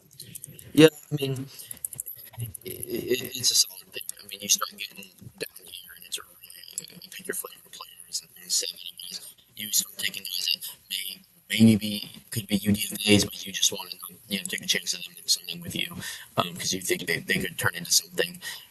He's a solid player. I don't think he's anything special. I think he's a guy that rotates in on the back end, and I don't think he'll be like a guy that cracks your starting lineup. And then coming up here, we had Will Kaczmarek, excuse me, the Ohio State tight end, Yeah. going to Cincinnati. So he's staying close to home. And Kaczmarek, 6'6", 258, only had 15 catches this past year for the Buckeyes, but 2 of those were touchdowns, averaged over 11 yards per catch. So looking at Kaczmarek, he's another one of these tight ends that does produce when he's getting the ball, but isn't a very constant producer. But does that even bother you as a tight end going into the pros, especially a guy who doesn't really profile as, a dynamic receiving threat? No, I mean at this point, I mean, well, earlier, I believe yesterday I mentioned how I thought the Bengals should have taken Sam Roush at one point, and I would have been a big fan of that because of the blocking ability. Well, Will Kaczmarek blocks his butt off. He doesn't bring the receiving ability that Sam Roush does, but he blocks his butt off. So I like that pick a lot. You know exactly what he is. You know what he's going to be good at. Then the Lions here are 222, an interesting pick that probably isn't very known. DeAndre Proctor, a receiver from Johnson C. Smith University. This past year, for Smith, I mean, he had over 900 yards, he had 71 catches, a 10 touchdown guy, and he stands at 6'3", 210. So obviously, not a guy that many people will know, being from Johnson C. Smith. But his production is there, the size is good. I mean, this just fits that prototypical round 7 pick of a guy who kind of is both. I mean, 6'3", 210 isn't that much of an anomaly, but he's a pretty big body guy, and you're able to pair that with proven production. So, I mean, I think at least this makes pretty good sense here in round 7 for Detroit. Yeah, yeah, it is. And you start taking these, like you said, anomalies like this, it's the right time to start taking those swings, and that's a good pick. And then how about another anomaly here? Riley Malman, the offensive tackle from Wisconsin. He goes 224th overall to the Pittsburgh Steelers. This guy stands at 6'8", 320. So he's absolutely massive. Another guy up there like Bell from Miami in his size. So just another one of these Mhm. physical anomalies that we're seeing go. I actually don't have his grades up in front of me, but did you do any research into Melman? Does he have good stats, good metrics, things like that to go with his great size? Yeah, I mean, I like Malman again. It's when you like we say we're taking the swing of the bat on anomalies, Hmm. um, and it's a time to swing, especially Pittsburgh who needs some help on the edge, um, and do that. Give me one moment. I Yeah, think I'm gonna be right back. got you. So we've just got 24 picks left here. Obviously, we're in round seven, and Tell and I've been talking about it a lot here. We are in, it's kind of Hail Mary mode. You're taking guys who are either physical anomalies, guys who can be aliens that you think you can maybe develop and turn into a great pick, or you're just taking guys who maybe are, smaller school guys, like we talked about with DeAndre Proctor from Johnson C. Smith, who's kind of both. He's got really good physicals, and he also has good numbers to go with it. As some more picks are coming in here, the New York Jets at 225, they go with Jordan Vandenberg, a D tackle from Georgia Tech, and the Cincinnati Bengals go defense again with Maximus Pulley, a safety from Wofford. So you're seeing, these smaller school names start to pop up. You're seeing just guys who most people aren't really going to be super familiar with happening. But that's kind of how round seven goes. We're at a point here. Another Miami offensive lineman goes. So we're talking about taking risks, taking shots. Miami offensive lineman, even if it's not one of their higher rated guys, that feels pretty safe. You're getting a guy who was developed by Mario Cristobal, and looking at Ames Cooper. Let me pull up his size real quick. Let's see if he's just, 6'6", 350. I was gonna say just regular. Obviously, a 6'6", 350 guy is there's nothing regular about that. But taking a Miami offensive lineman, I was talking about him. Tell going Ains, they're going. We were talking about how taking shots. Kind of Hail Marys here late in the draft. Even though Ains Cooper isn't the highest rated guy, I kind of have blind faith in Cristobal O lineman to be a Yeah. pretty set product. Yeah, yeah, exactly. And you start taking shots. He's huge. He's big. He's come from Miami. These Miami trenches guys have they work out recently, and like you said, Cristobal has had good success with them. So yeah, I like that pick. This pick that just came in, Daniel Sobkowitz, the receiver from Illinois State from the Commanders. I love this pick. I got to go to the FCS championship game because it was here in Nashville. This guy jumped out at me. He had 83 catches, over 1,100 yards, 19 touchdowns, almost 14 yards per catch. So you're just looking at a guy like Sobkowitz. Sure, he was at the FCS level, but that kind of production just doesn't really happen very often. And you're looking at his measurables. He's 6'3", 205, so he has good size to go get downfield for you. This guy's an awesome pick for me because of his production and his measurables. I don't know what you think about him, but I do like Sobkowitz a lot. I'm glad we got to see him go here late in this draft. Yeah. Yeah, you definitely know more about him than I do, but like you keep saying, these small school guys that people don't know of that have been very productive are great swings of the bats Hmm. late in the draft. Because I mean, a lot of these guys that are in these smaller schools they're super productive. They're good enough to play at Yeah. higher levels. They just didn't get recruited out of high school. And the recruiting out of high school. There's just so many schools, so many kids. People get looked over in this process, and yeah, that's a good swing. Hmm. So just real quick, as we're waiting on the Tampa Bay pick coming in here, I think it's their final pick of the draft. Maybe that's wrong.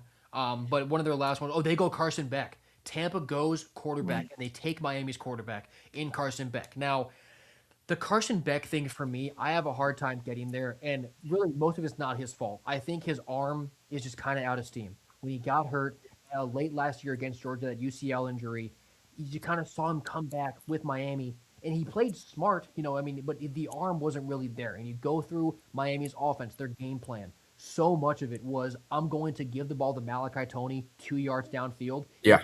first down. So Carson Beck, he plays very smart. He obviously executes the game plan within what he has to do. So he's able to execute what's put in front of him. I just kind of question his playmaking ability. I question his big time throw ability. Like you go to the game stealing pick in the championship game against Indiana, the throw wasn't very close. It had to go downfield. It was a pressure situation. It wasn't what he's used to doing. So I kind of have pause with Beck just because I don't think his arm is quite there, and I'm not sure that he has real downfield consistent passing ability. But where are you at with Carson Beck, and would you be Yeah. happy with Tampa Bay taking him here in the seventh round? So like I understand the shot. I have him as like a mid round quarterback. Hmm. But I also you know, he's very smart. He makes some plays. He can maneuver a little bit, but yeah, his arm is just kind of mid. You know, it's kind of shot. Um, I don't mind him this late in the draft at all for Tampa. My thing with Tampa is, you know, I think they're gonna extend Baker Mayfield. Mhm. I think that's just what they're gonna do. You know, there's some people out there that don't think they should, but concerning with what they've gotten out of him, when the line is healthy and the play calling is, you know, at least average. It's been good, so I think they're going to extend him. But taking a backup quarterback this late in the draft is not a bad idea either. Yep. Because someone that can get you out of a game, and that is really where Carson Beck's best spot is going to be, is just being a backup that's smart, not going to wow you with his arm, but he's going to make good decisions. They brought in Jake Browning, who's kind of a very comparable player in my opinion, to Carson Beck, which they're going to be smarter players, don't have big arms. They can scramble for 5 yards here and there. But yeah, I mean, it's an all right pick. I would have gone with more of an upside pick, Mhm. if I was going quarterback, just because that just in case Mayfield, maybe he plays bad again this year, and you don't feel comfortable extending him. Mhm.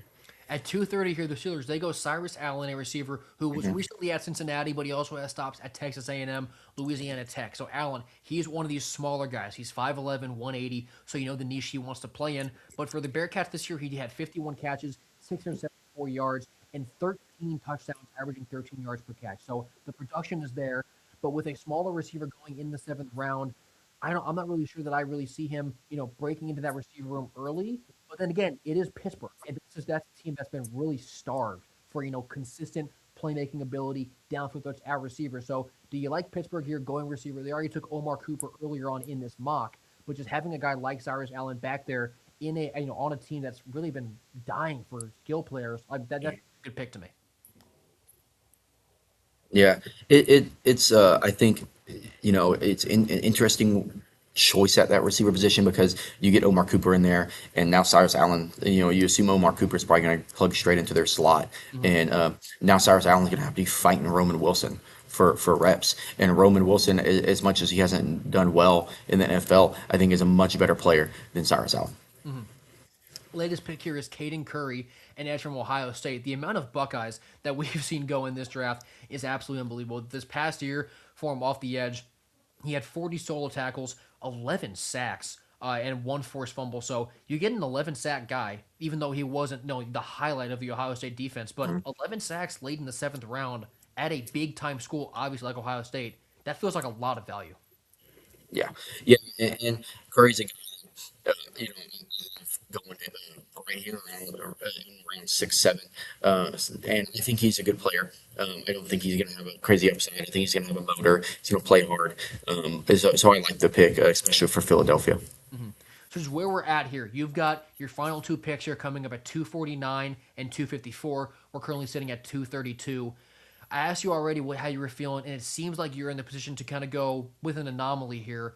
And are you still leaning running back? Because we haven't really seen running backs go off the board too recently. So, are Yeah, your guys still there at running back if that's where you want to go?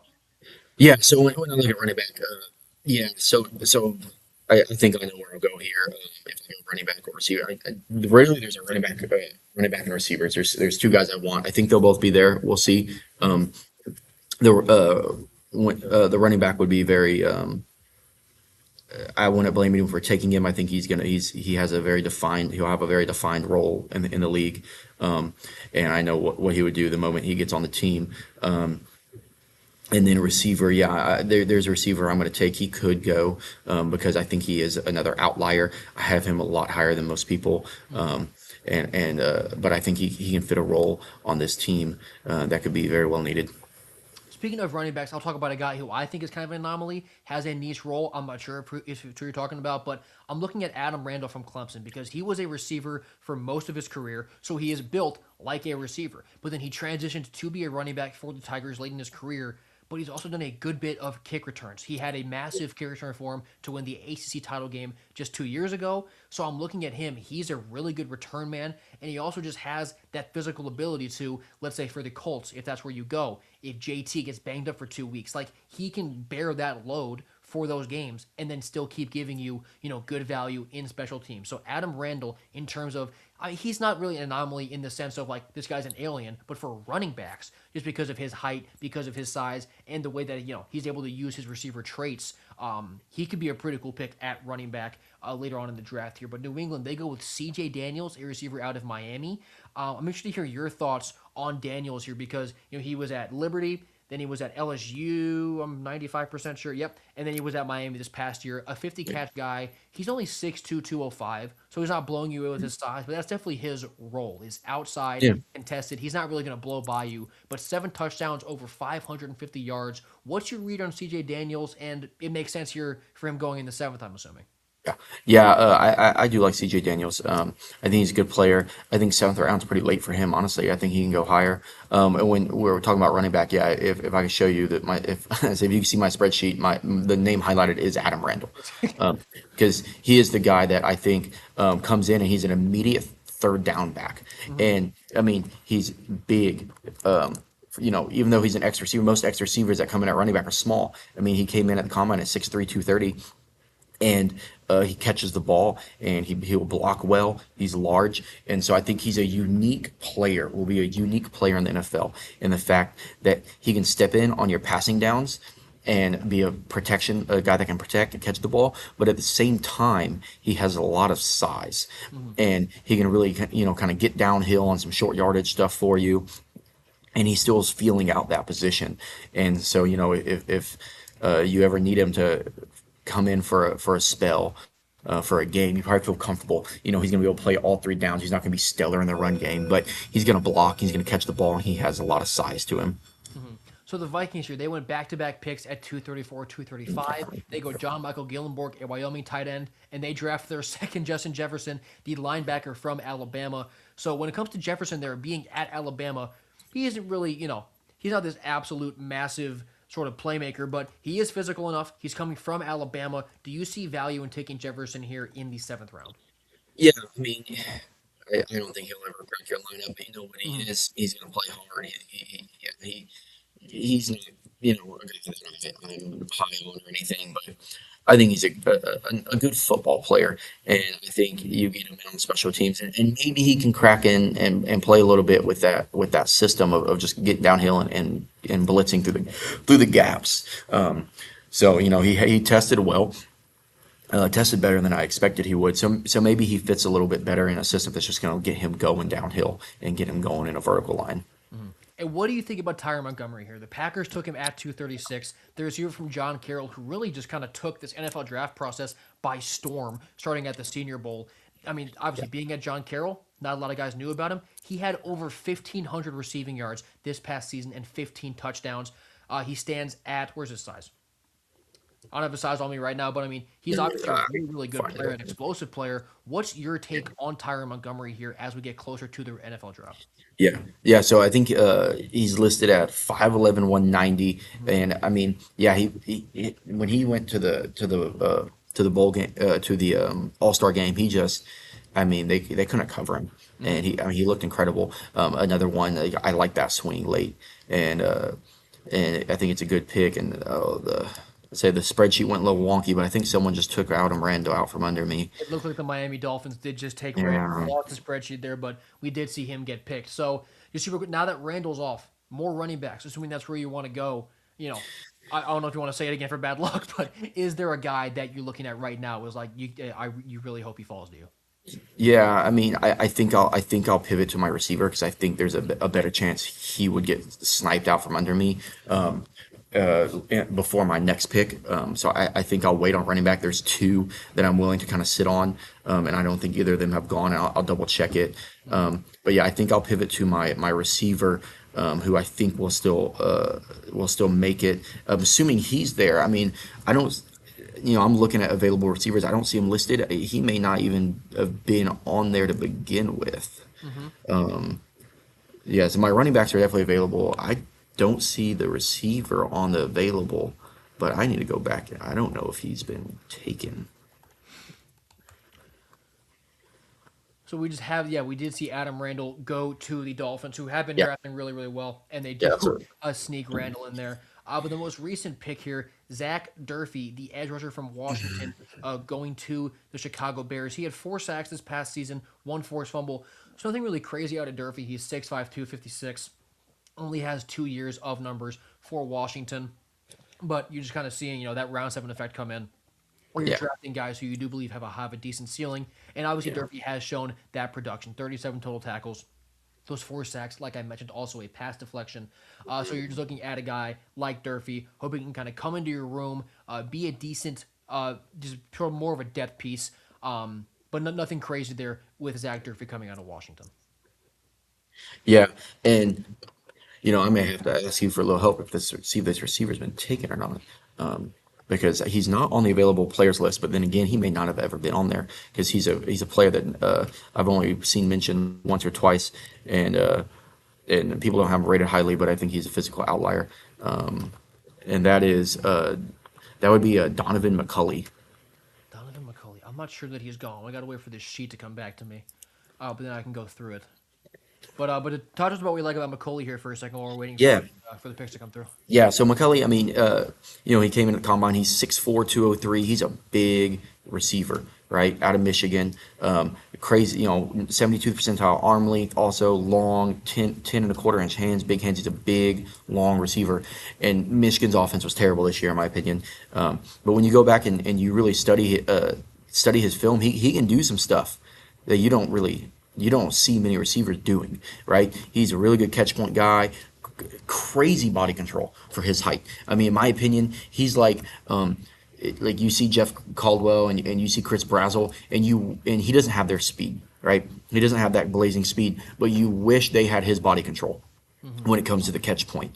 And I think he's better at going up and getting the ball than they are. But he will, he struggles a little bit with separation. I don't think he's a terrible separator. I think he can separate. I think he can stack. I think he's a true outside receiver that could be a massive presence. And he's someone I like a lot at the receiver position, that is not taken. And then yeah, he's up there. I have a couple. I have two receivers. I have like two or three. Another one I'll mention that I'm a fan of, but I do think he struggles a little too much with separation for me to really take him over the other is Colby Young Hmm. out of Georgia. I think he's a big physical receiver who catches the ball really well. And he ran a high 4.4. He's got enough speed, and he's got a lot of size to him also. But he struggles with separation. That's the one I completely understand, his struggles. That's why I would take McCulley over him because I think McCulley has more potential as a separator. Those look like both those guys are available for you, so hopefully they'll get sniped here Yeah. again. We got back-to-back linebackers here. Jacksonville takes Owen Heineke out of Oklahoma, and then Chicago takes Xavier Sori out of Arkansas. Now, Sori's a guy who I've really liked for a while. He was a former five-star player, transferred into Arkansas, and really was the quarterback of that defense. And it's sort of a similar story with Heineke in terms of controlling that defense, being under Brent Venables, had 3 sacks and a forced fumble this year. Between Heineke and Sori, how'd you grade them out? Does one of them, in your mind, have an advantage over the other? Yeah, yeah. So I like I liked Owen Heineke when I first watched him on film. I think he's a solid player. I don't think um, I don't know if he'll ever be able to develop into a starter. And that's okay. I mean, you're around seven. If you can get a guy that can just play special teams or play in for you when you need him, that makes sense. Xavier Sori has more upside Mhm. as a player, more physical talent. I think Sori is a really good pick at this point. I think he could really come in and take that pick. Um, but yeah, no, that I like Sori a lot. Mhm. We just had Kansei Matsuzawa get picked, the kicker from Hawaii. This Yeah, guy's been going decently viral recently. I mean, he has a massive leg. Had a 93% field goal rate this past season. Did not miss an extra point. His long was 52. So I believe this is our only place kicker that we've had drafted. We I obviously had believe a so. punter go, but one punter, one kicker. Obviously nothing that irregular, having little Yeah, to no special teams presence. But Matsuzawa does get mocked here to the Commanders late here in the seventh round. Also, Max Bredesen out of Michigan. Do you know how much you know about Max Bredesen? Coming out of Michigan, yeah. like what's his production level? What's sort of his niche? Being in the seventh round, how hard do you think it would be for him to really crack to get some snaps, whether it is special teams or in an offense? Yeah, I mean, I think if you draft Bredesen, he's probably going to make your team because he's such a niche player. Mhm. I mean, he's a fullback that can line up as an H back here and there. Probably be an up back on punt. For the personal protector. I think Bredesen will make a team, and I think he'll have a niche role for teams that want a fullback. Mhm. So we're still waiting here for the last 13 picks of this seventh round. But Tell, I just want to say thank you for hanging out with me for these past 2 Yeah, days, man. You've done all your stuff. It's been really awesome to talk to you. Because that first day, let me tell you, I was alone for most of it, and it was exhausting. So yeah, I'm glad that I've had you here to sort of bounce some ideas off of you. That you're drafting awesome, obviously. Hopefully that I don't curse you with losing your pick again here with Adam Randall already going to Miami. But just 13 picks here left in the mock draft. Tell gets two of them with the Indianapolis Colts, and it looks like the Vikings here at 244 are about to make, I believe, their final pick. But just going through again, like real quick, we still have some quarterbacks who might go undrafted. Klubnik is still up there. Haynes King is still up there, although I'm not shocked that he might not get drafted. But Luke Altmaier and Sawyer Robertson still up on the board. Are you surprised that those two guys haven't gone here in these later rounds? yeah. I am surprised that a team that may want to develop a quarterback or take a look at a late round quarterback hasn't taken either of them, because I think they're kind of the guys to take. Um, but yeah, I'm a little surprised about that. Hmm. Where is the okay? Is the thing looking okay? It's looking weird for you too. Okay. Yeah. Yeah, no, I accidentally closed it a while ago and I opened it back up and it looked like that. I wanted to make sure it just wasn't on my end. Yeah, some of these other quarterbacks too. I mean, the quarterbacks that I'm not shocked haven't been drafted. I mean, Haynes King, I think he makes perfect sense as an undrafted free agent. Bring him on as Yeah, a backup because you know that literally, if you need him in the game, he won't ever come out. He actually plays better when he's limping, based on his yeah, college tape. So I think that he'll be a good add as an undrafted free agent. A guy like Joey Aguilar is interesting to me because interesting. he has Yeah, absolute cannon attached to his arm, but he's always had some turnover issues, consistency problems. He had those at App State, and they weren't as much of an issue for him this past year at Tennessee than I thought they would be, but they still popped up at some times. He did have a few health concerns late in the year with his throwing arm, but those are pretty much done. But Joey Aguilar, I think, is interesting. He should also be an undrafted free agent. And let me ask you about Josh Daniels out of Kansas. He's not a very big guy. He's very mobile. He likes to run around a lot. So he gave us some, electric clips when he was at Kansas. Do you see him? I mean, he'll probably be signed, but do you see him really with much of a role in the NFL in the future? yeah. I don't know what they're gonna do with him in the NFL, because I just don't think he can play quarterback. So he may be one of these guys that gets drafted that has to convert to receiver and be like a situational emergency quarterback kind of thing, play special teams. Um, I don't know really what the fit would be with him. Mhm. The Vikings pick is in here at 244. They go with Riley Nowakowski, a tight end from Indiana. This is a guy who had 32 catches last year, scored twice, got in the end zone. But we've talked about it with some Indiana guys before, like especially this late in the draft. You had to feel pretty comfortable taking a guy who Signetti's had his hands on, who was a part of this undefeated run, because clearly, they know what it takes to win at a very high level. Yeah, yeah. No, I think it's a interesting pick. He goes right beside Bredesen, and they're the similar style player, fullback, tight end, types. Um, and so it makes sense that those are kind of the two guys if you want a fullback tight end to take. Um, and yeah, he's a good player. I mean, you watch the film; he's a better receiving threat than Bredesen is. Bredesen's maybe a little bit better of a traditional fullback, but that's a good pick. Mhm. And the Jacksonville Jaguars, right after we talked about them, they go quarterback. They take Cade Klubnik from Clemson. I was going to ask you if they didn't pick before you threw it back to me if you thought they might go quarterback here, and they do. They take Cade. I mean, we talked about it a little bit, but like, I mean, he definitely won't start over Trevor Lawrence, but do you think he can solidify himself as the number two guy there when games aren't close? T-Law needs a minute, Yeah, maybe late in the year if they just don't play him. Like, do you think yeah. that Klubnik has a role there in Jacksonville? Yes, actually, I do like that pick a lot. I think getting him there to develop a little bit, come in as a backup, and get him shown off a little bit if he does develop, and then use that as ammo later on in a trade. Because with these quarterbacks that are in projects, that Malik Willis and those types. Well, if you can get them developed and shown off a little bit before the contract's up, and worst case scenario, you may you get some kind of comp pick, but you may be able to trade them for something higher than a seventh. So I think that's a reasonable investment. Mm-hmm. They go Carson Bryant, a tight end out of BYU. He doesn't have bad production at all. He had 45 catches this past season, over 600 yards. Did have three scores, so almost 14 yards per catch out of Ryan as a tight end is pretty promising. He's sitting at 250. I think similar thing as some of the other guys, just a good value. And then Anthony Hankerson there at running back out of Oregon State goes to the Patriots. So Hankerson, I actually don't have his numbers in front of me. Let me try and pull these up. Although I'd imagine some more of just sort of a volume pick. So Hankerson, he's small. He's only 5'8", 206. But Yeah. this past year with Oregon State, he did break 1,000 yards on over 247 carries. So Hankerson, he's put up over 1,000 yards in the past two seasons. He's also carried the ball 232 times and 247 times. Does that volume over his past 2 years of college concern you at all? I mean, obviously, we're talking about a running back in the NFL, so there are Yeah. obviously longevity issues. I'll ask you this: you're on the clock, then I'll back out. But just about Hankerson, those volume of carries, does that concern you? Yeah. Let me get this pick in, and I will go with Donovan McCulley. Mm-hmm. Let's see, make sure I get this correct. That's you. Receiver. Yeah. So Hankerson is an interesting one. Yeah, the lack of carries is a little concerning, but at the same time, he's not going to come in and be your bell cow in New England. So I think it's a perfectly fine fit. And I think it makes a lot of sense.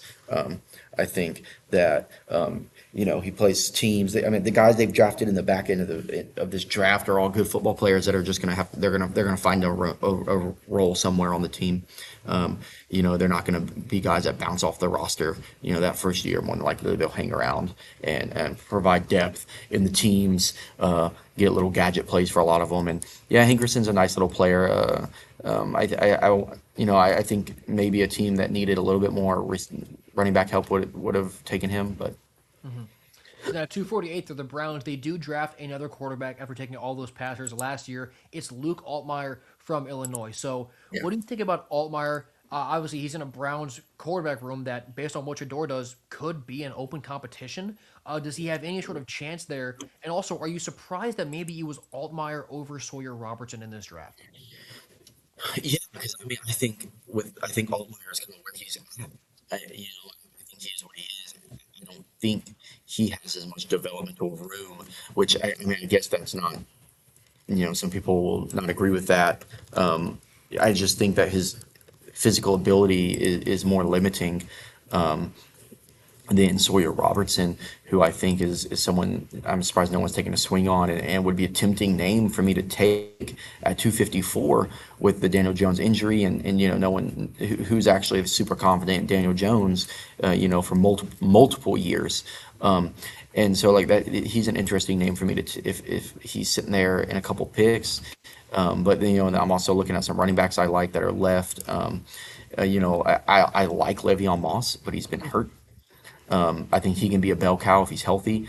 I think Terrion Stewart from Virginia Tech's a very interesting prospect, very explosive player, but he's a little bit on the smaller end.